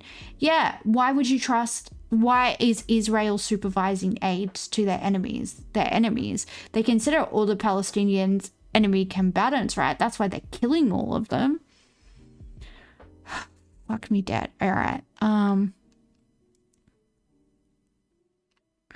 According to eyewitnesses who spoke with NPR, the group's aid distribution has been chaotic and dangerous. At least 410 people have been killed by Israeli soldiers as they tried to reach GHF food sites, according to the UN Human Rights Office.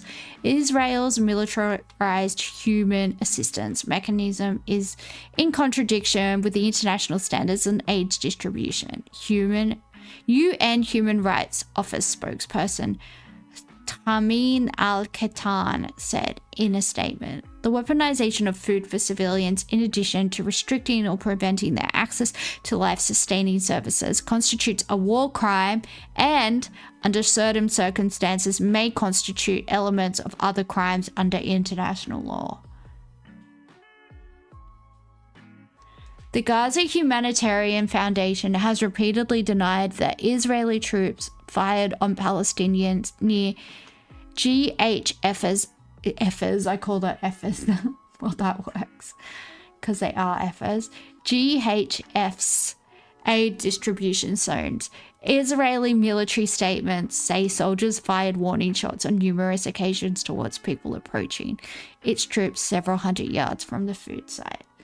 They're trying to force Armageddon to bring Christ as quickly as possible. Yeah, honestly, nothing surprises me with those weird, those Pentecostal evangelical Christians. They're so weird. It's just, I don't know. As a Catholic, I just find it so bizarre. It's such bizarre behavior. It's just weird. It's really, really flippin' weird. Yeah.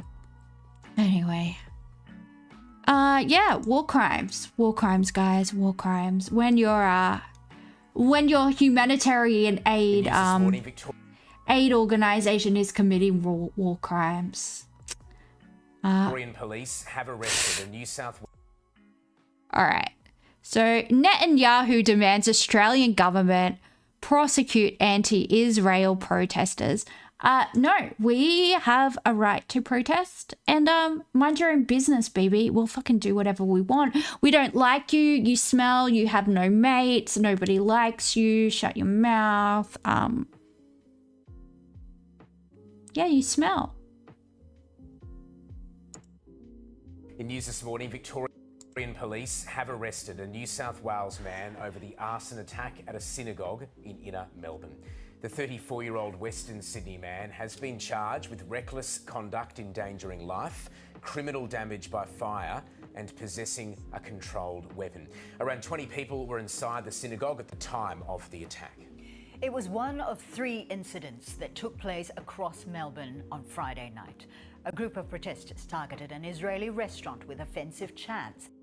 So the people that I was just talking about, they own these restaurants apparently. Like they're connected to the GHFers. We're gonna refer to them as GHFers. It was my dyslexia clicking in, but I think it's apt. So we're gonna continue to call them the GHFers, okay? That's what they're called on this channel. So apparently these places are like linked. And in Melbourne's north, 3 cars were torched and graffitied. The attacks across Melbourne have also been condemned by Israel's government overnight. Prime Minister Benjamin Netanyahu's office labelled the incidents reprehensible anti-Semitic attacks, saying that severe hate crimes must be uprooted. Israel's leader went on to say, "We demand that the Australian government take all action to deal." Who are you to issue edicts to the Australian government? You are nobody. Fucking simmer down. See you in the Northern Territory. We don't fucking care what you have to say. All right, you evil, evil, evil little genocide committing small pee-peed, small doodle, probably prematurely ejaculates loser. No one cares. Like, no one cares.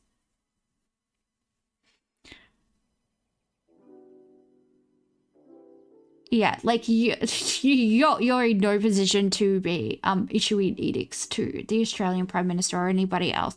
And if people have broken laws, if protesters have broken laws, I'm sure the applicable state police forces will, press charges, and the DPP can decide whether or not they will be prosecuted, and then a jury of their peers or a magistrate can determine whether or not they will, face custodial sentences. It's not for you. You don't belong here. We don't care about you. We don't care what you have to say. We don't care about your big feelings. We don't care about your tantrums.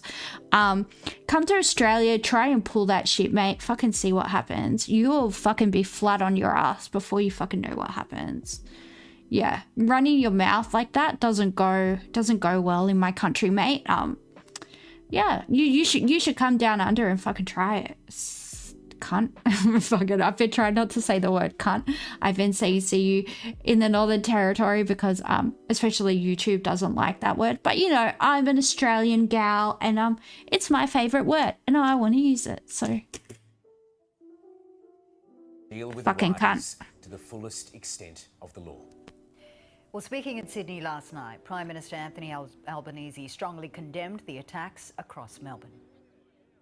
Australians have every right to be able to conduct their faith, to engage with each other in peace and harmony. That is the Australia that we cherish, and these actions have no place in our country. Well, Melbourne police say they will continue to examine the intent and ideology of the man charged to determine if the incident is terrorism. The 34-year-old is expected to appear in court today. Apparently he was from Toongabbie, a suburb I am very familiar with. Should I give a shout out to a fellow Western Sydneyer? Probably not in the context of this, right? People could take it the wrong way. But, you know, I am a proud Westie, so whenever somebody from Western Sydney does something, even if it's awesome. No, I'm just joking. I'm just joking. I 100% totally disavow. No, actually, one thing that I am very, very adamant on is I will never, I'll always be against attacks on people's places of worship, and I will always defend somebody's right to their relationship with God, whatever God that may be. I believe, you know, people should be able to worship their God and have their relationship with God in the way that they see fit. So yeah, I do condemn attacking places of worship. I think it's pretty scummy, but you know, sometimes my Western Sydney pride just gets me confused about my morals. Have to calm down.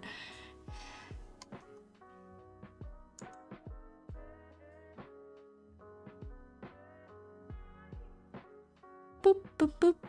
It's not loading. It's not loading. Boop boop boop. It's not loading. What happened?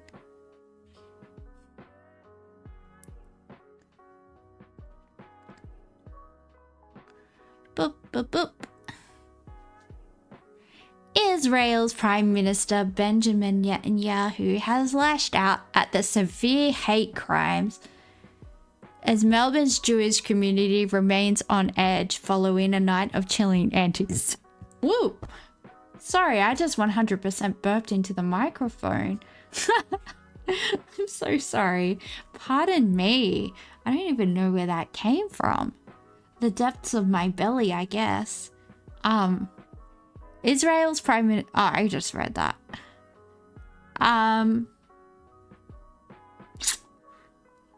What was I gonna say? I confused myself. I hurt myself in confusion.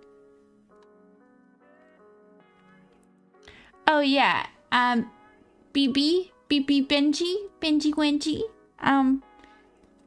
I've got an idea. Maybe if you stop genociding a people, Australian citizens won't be mad, and people that practice the Jewish faith won't be targets. Do I agree with targeting synagogues, temples? No, I 100% don't. I think it's heinous. Do I agree with targeting the restaurants? Probably not in a way that constitutes criminal damage, but I think like boycotting, maybe chanting outside, doing things like that, I 100% support. But when it like goes into criminal activity, then maybe, you know, we draw the line there. But you don't tell us fucking what to do down here, mate. If it's one thing Australians don't like, it's being told what to do. Like, our national heroes are literally like Ned Kelly, who is famous for like fighting the police. He's like our most famous folk hero. Like, we don't like authority, and we especially don't like little foreign cunts telling us what to do. So mind your own fucking business and fuck off. All right, that's all I have to say. Jog on, cunt. There we go.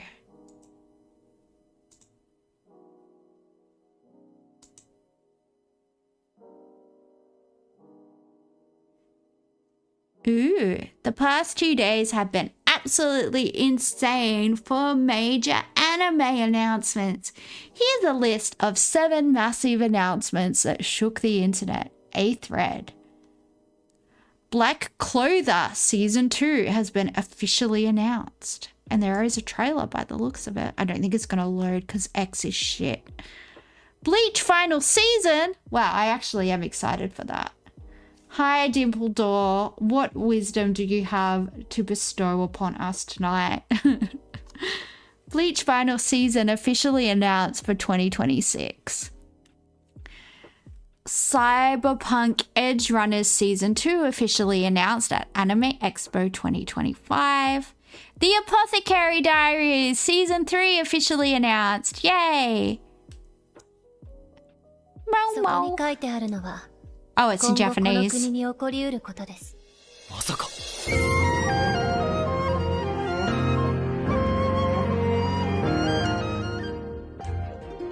人士様、何かご用でしょうか。北部の農村で被害が起き。今年また起きてしまえば苦しいことになる。I watched it in Japanese with subs, but it still like took me aback. I was like, oh, I can't understand what they're saying. I am learning Korean, not Japanese, guys. VRN Season 2 officially announced for January 2026. That's actually not too far away, with main trailer revealed. All right, let's see how we go. It's going to be in Japanese too. ずっと何も知ろうとしなかった。なんね。なんね。一人で生きていけるようになることだけを。I remember watashi wa from Year 8 Japanese. Watashi wa panda desu. I am panda. Watashi wa panda-chan desu. There you go. I probably said that wrong, but I don't care because like I said, I am learning Korean. Chane panda. Chane panda desu. Wait, no, I'm mixing up Korean and Japanese now. 저는 호주 사람입니다. There you go. I am Australian. I am Panda and I am Australian. Panda to imasu. What does that mean? Gate Season 2 officially announced on its 10th anniversary. Alia sometimes hides her feelings in Russian. Season 2 officially announced. Oh, my friend told me about that anime. I haven't watched it, but...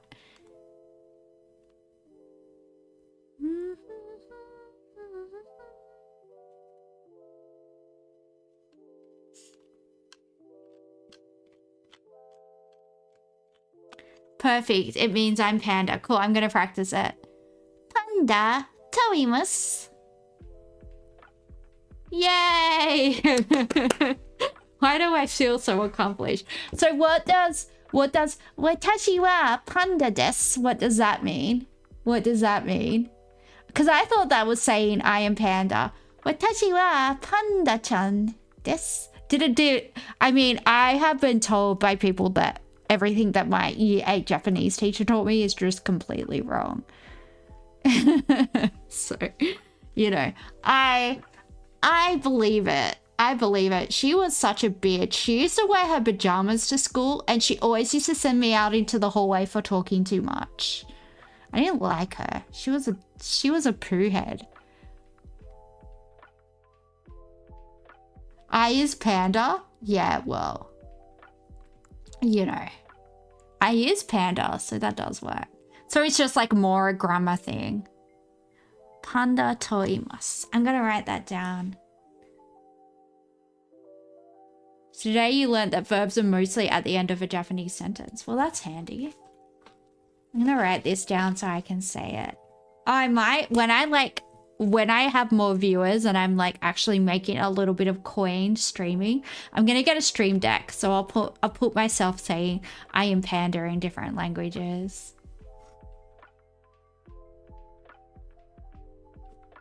I'm writing it down.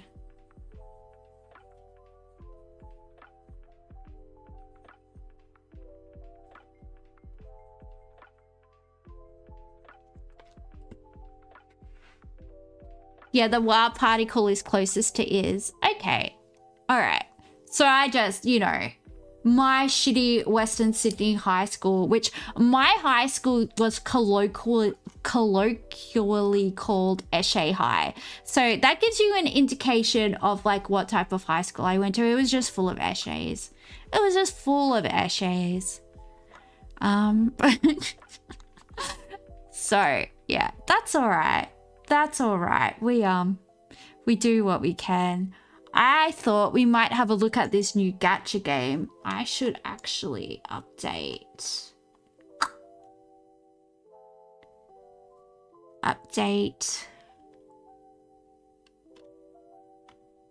Can I update the category? Yeah, just chatting. Search for category. All right.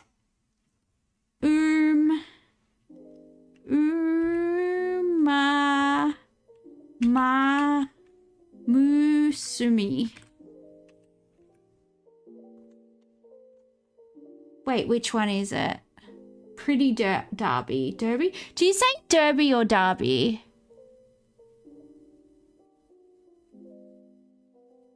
We could be called the Cubs. You just realized the Panda Cubs.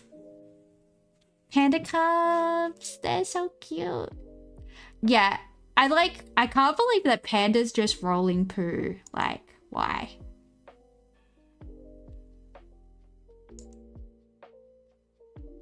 All right. Yeah, I can never work out if it's Derby or Derby because I hear people say both and I hear Australians say both.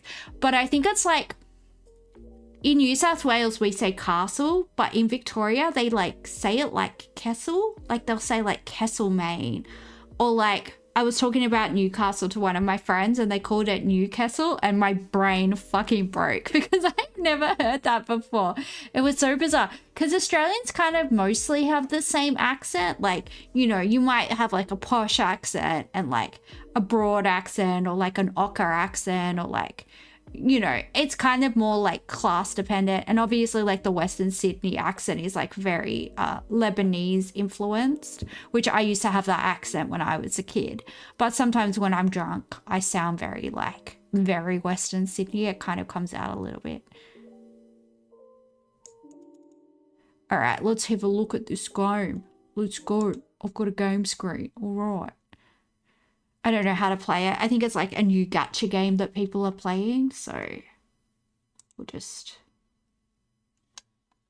do that. I don't think it's loading. Open? Okay. Open Steam.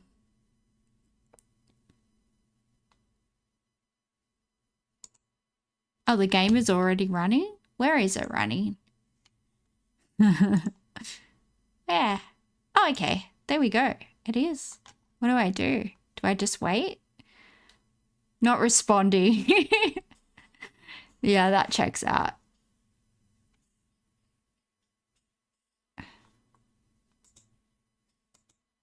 Help! Attention! This is a free-to-play application. Oh, it didn't let me read it. Ooh, that's so cute. Side games. It summons me pretty dubby. Oh wait, I like this. I think they're horse girls. Oh yeah, I'm into this.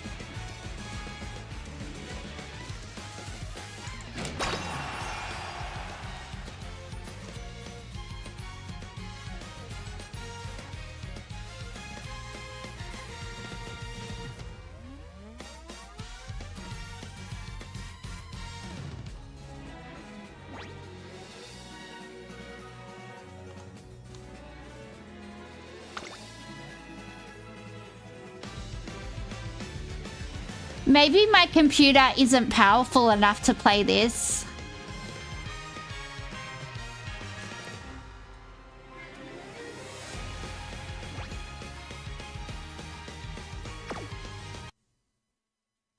It doesn't seem to want to open it. All right. Attention. This is a free-to-play application. It's doing it again. Saigensu.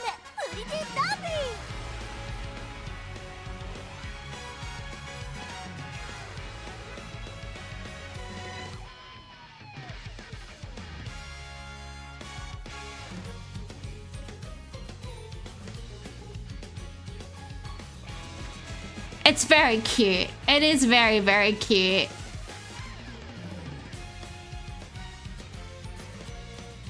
Maybe my computer can't handle OBS and this at the same time. It's just like, it's just glitching. Change quality down? How do I do that, Hyperbovian?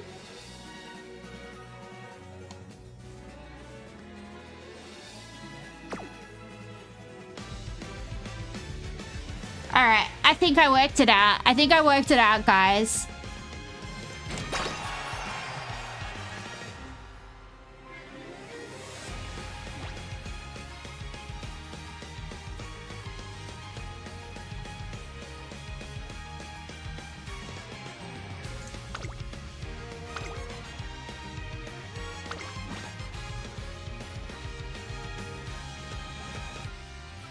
Aw, kawaii!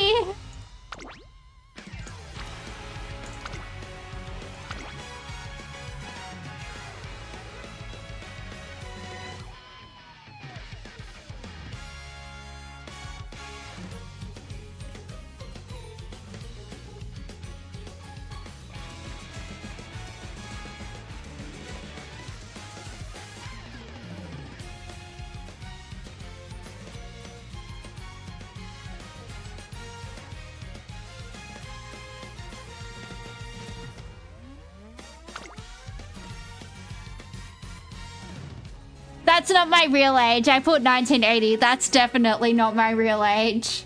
That's just what I always put.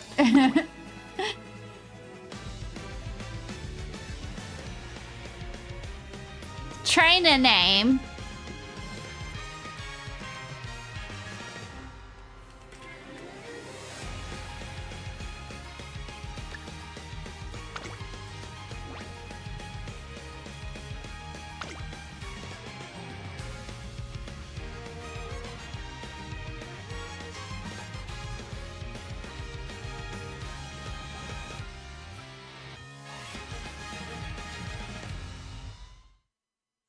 I think,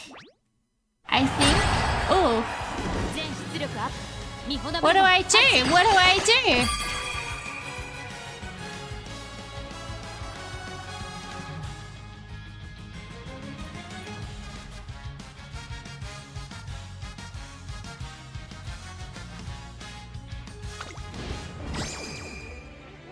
New support cards.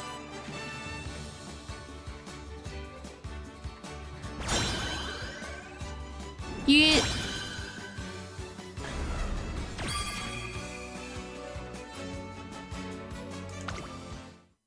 Did you know? Well, I did it because you didn't let me read it. I obtained carrots. Can I turn it down? It is really loud. Desktop audio. Is that better? I might turn it down for me as well, actually.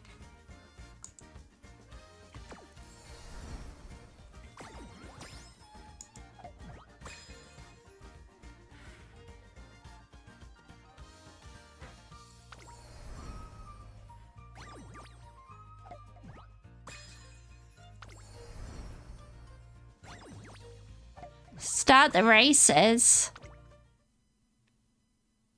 Did I know that she's skilled at spinning pens? No, but I do now. I do now. So thanks, I think.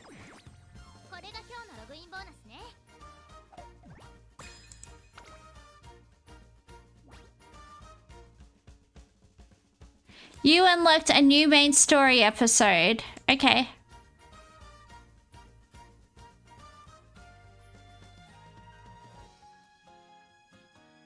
Play the main story and get rewards.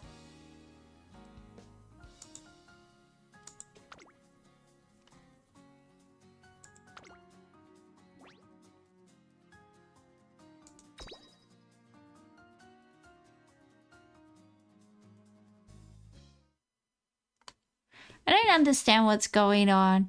Get it, carrots? Yeah, but they're gem carrots and they're horses. They're horses that like jewelry instead of real carrots. Yummy, yummy, yummy, yummy. Well, they are women. We do like diamonds. Oh, it's so noisy.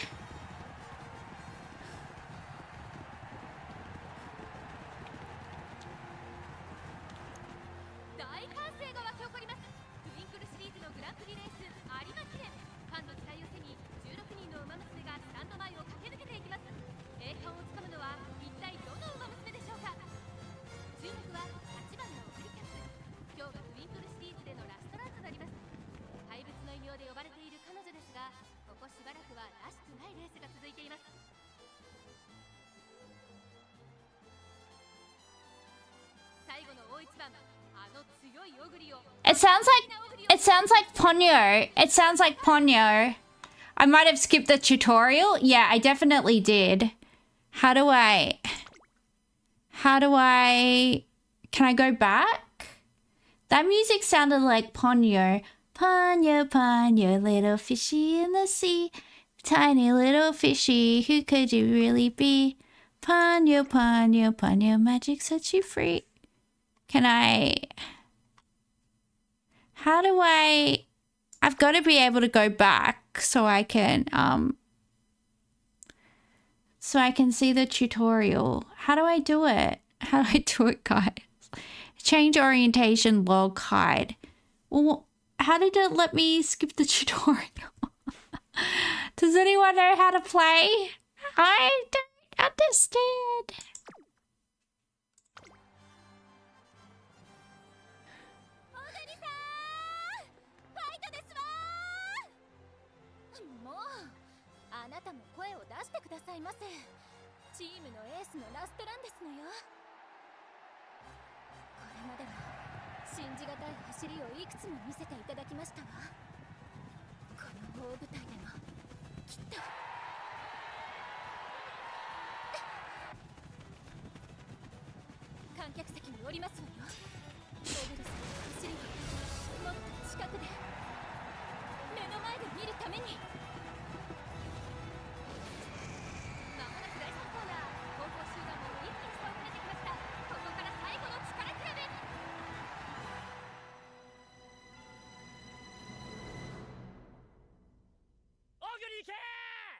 Oh, Ogari! Go, Ogari-chan! You can do it! Haiting! That's Korean, but Haiting! Wait, what did your Japanese say? People say, Ganbatte! Ganbatte! You can do it! Haiting!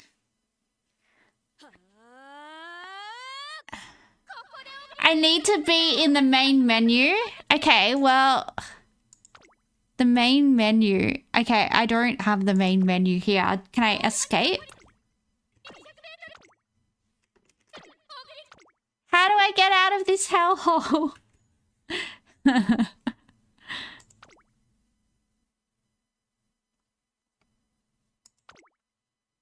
Okay. Changed orientation. So I need to go into the main menu. Okay, this is the menu. It's not letting me interact with it.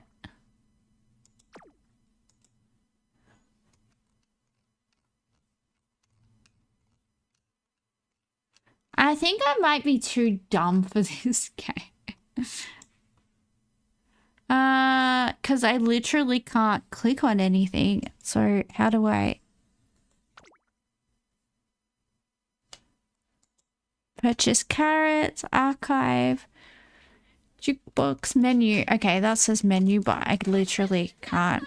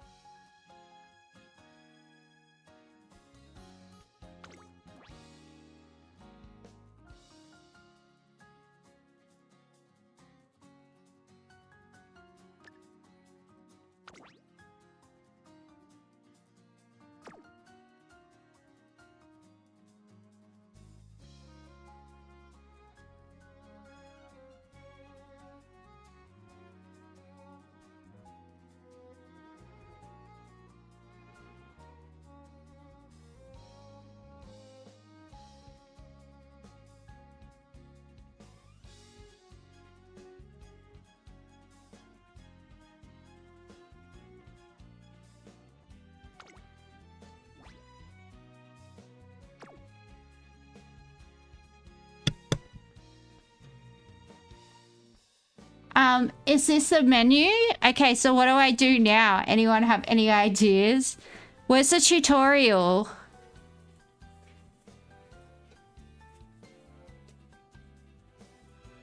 Main menu, inventory, profile, titles, trophy room. Archive is new. Does that have anything in it? I don't know.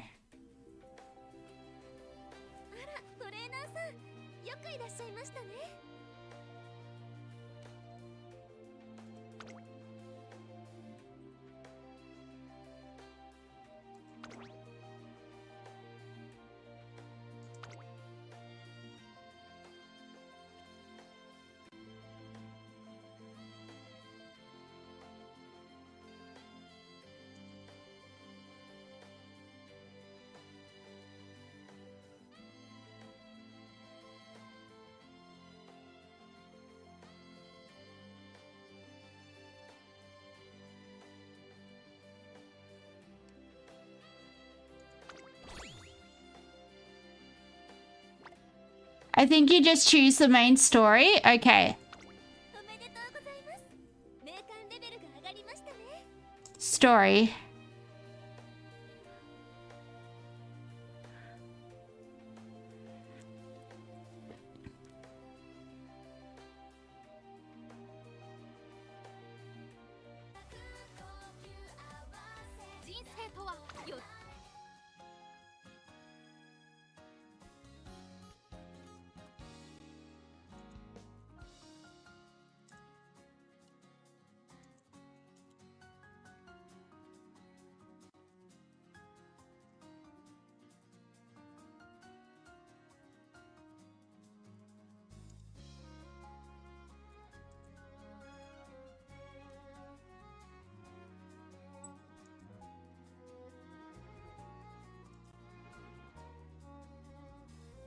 Maybe try the home button.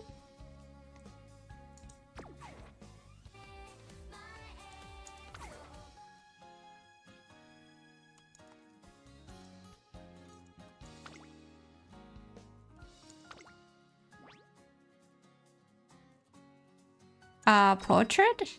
Landscape? I don't know. Okay.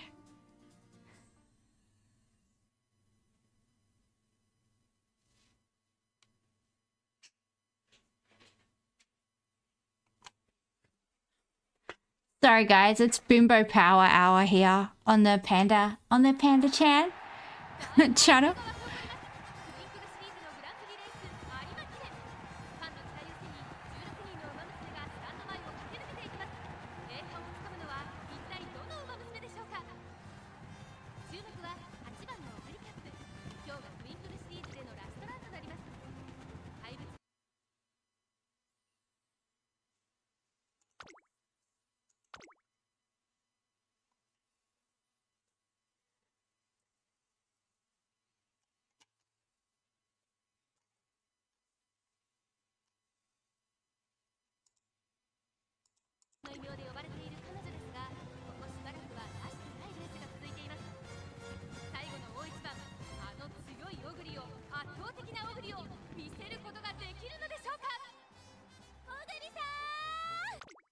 Yeah, I think I might need a stronger computer to play this. I might see if I can like buy some RAM and get like somebody to put it in my computer. Is that how it works? Would I just be able to buy RAM and like ask someone to put it in my computer? Or is that not how it works? Yeah, if I can't run it, I can't run it. Like I do have a potato as a PC. Like this PC is really, really old. I think this PC is like, yeah, this PC is like really old. It's like Trump's first presidency old. RAM is pretty easy to plug in if you get the right one. Yeah, maybe I'll just like, I'm very good at like getting nerds to help me. Like I'm very good at getting nerds to help me. So I might like wear a cute top and go into the computer shop and be like, oh, I just don't know how to do stuff. Can you help me? Can you do it for me? I mean, I'll pay them obviously, but you know, I'll get them to help me because I'm just a poor damsel in distress, just a poor bimbo who doesn't know how to do stuff. Well, I guess we're not playing this game, guys. It's probably the processor. Yeah, I think I just need to get a new computer, but they're so expensive. Oh, do you guys want to see what I'm gonna buy for my new computer? This is what I'm most excited about. I don't even know how to get out of the game.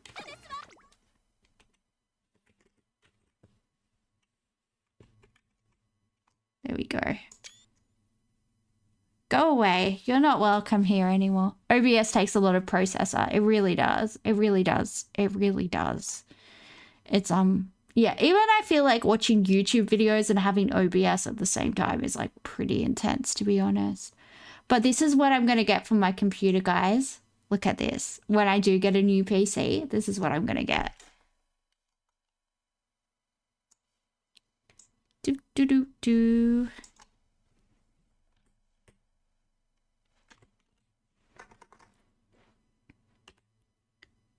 Can you cooperate with me, please?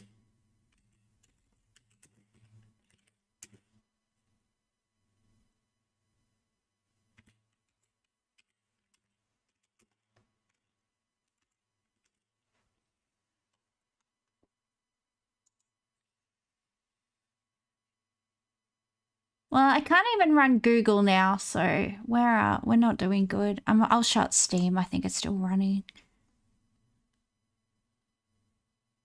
Hi, can you help me? Can you close? That would be good. Please. Please.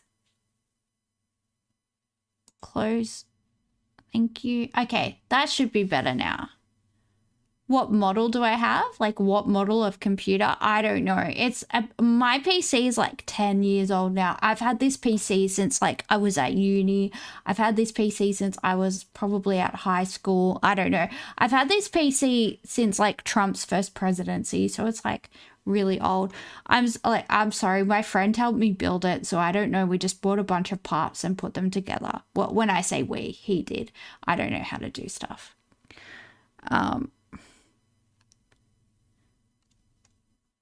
But this is what I'm going to get for my PC.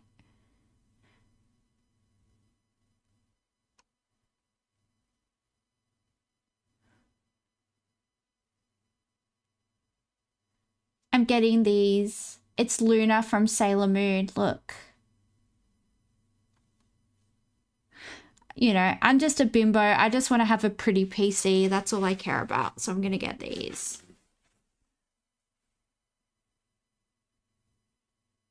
If you could keep this PC for the stream and use a capture card for the gaming.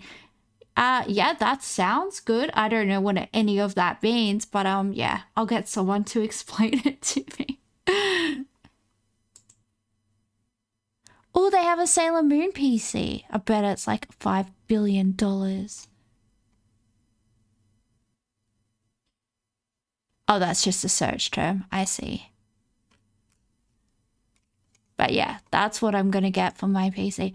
Okay, guys, well, it's almost midnight. So I might end the stream, but I will try and try and see how much it would cost to maybe kind of jerry-rig some type of increasing my RAM situation, but it might just be that my computer is like too old to like be compatible with like new RAM cards. But I will see. I'll see what like I'm able to do. I don't know. Hopefully I can sort something out.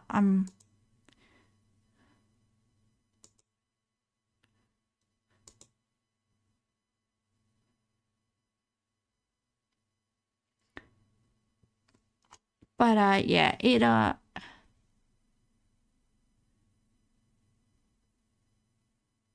little GeoGuessr. We could do a little bit of GeoGuessr. I just closed Steam though. It seemed to be shitting itself. It was kind of shitting itself during GeoGuessr yesterday as well. I think it's just I think my computer's just old and tired and it's had enough of my shit, to be honest.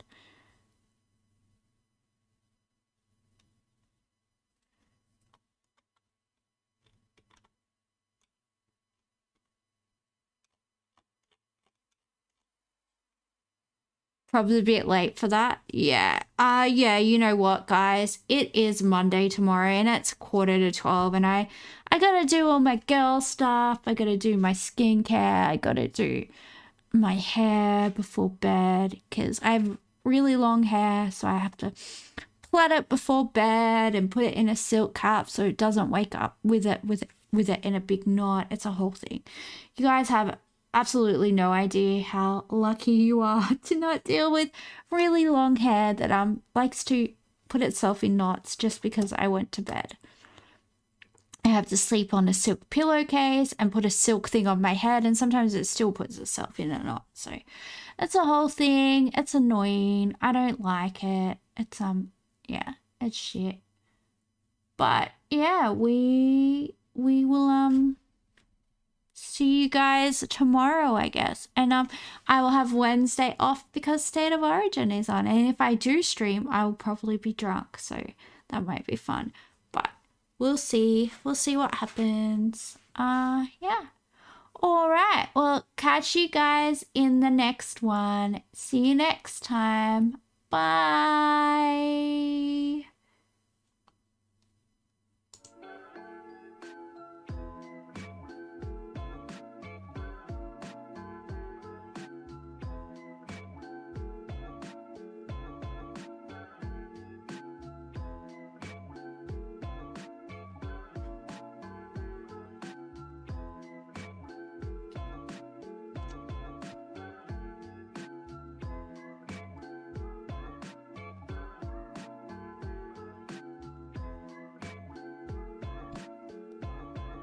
I think Hyperbovian did some stuff with the Discord, Joey.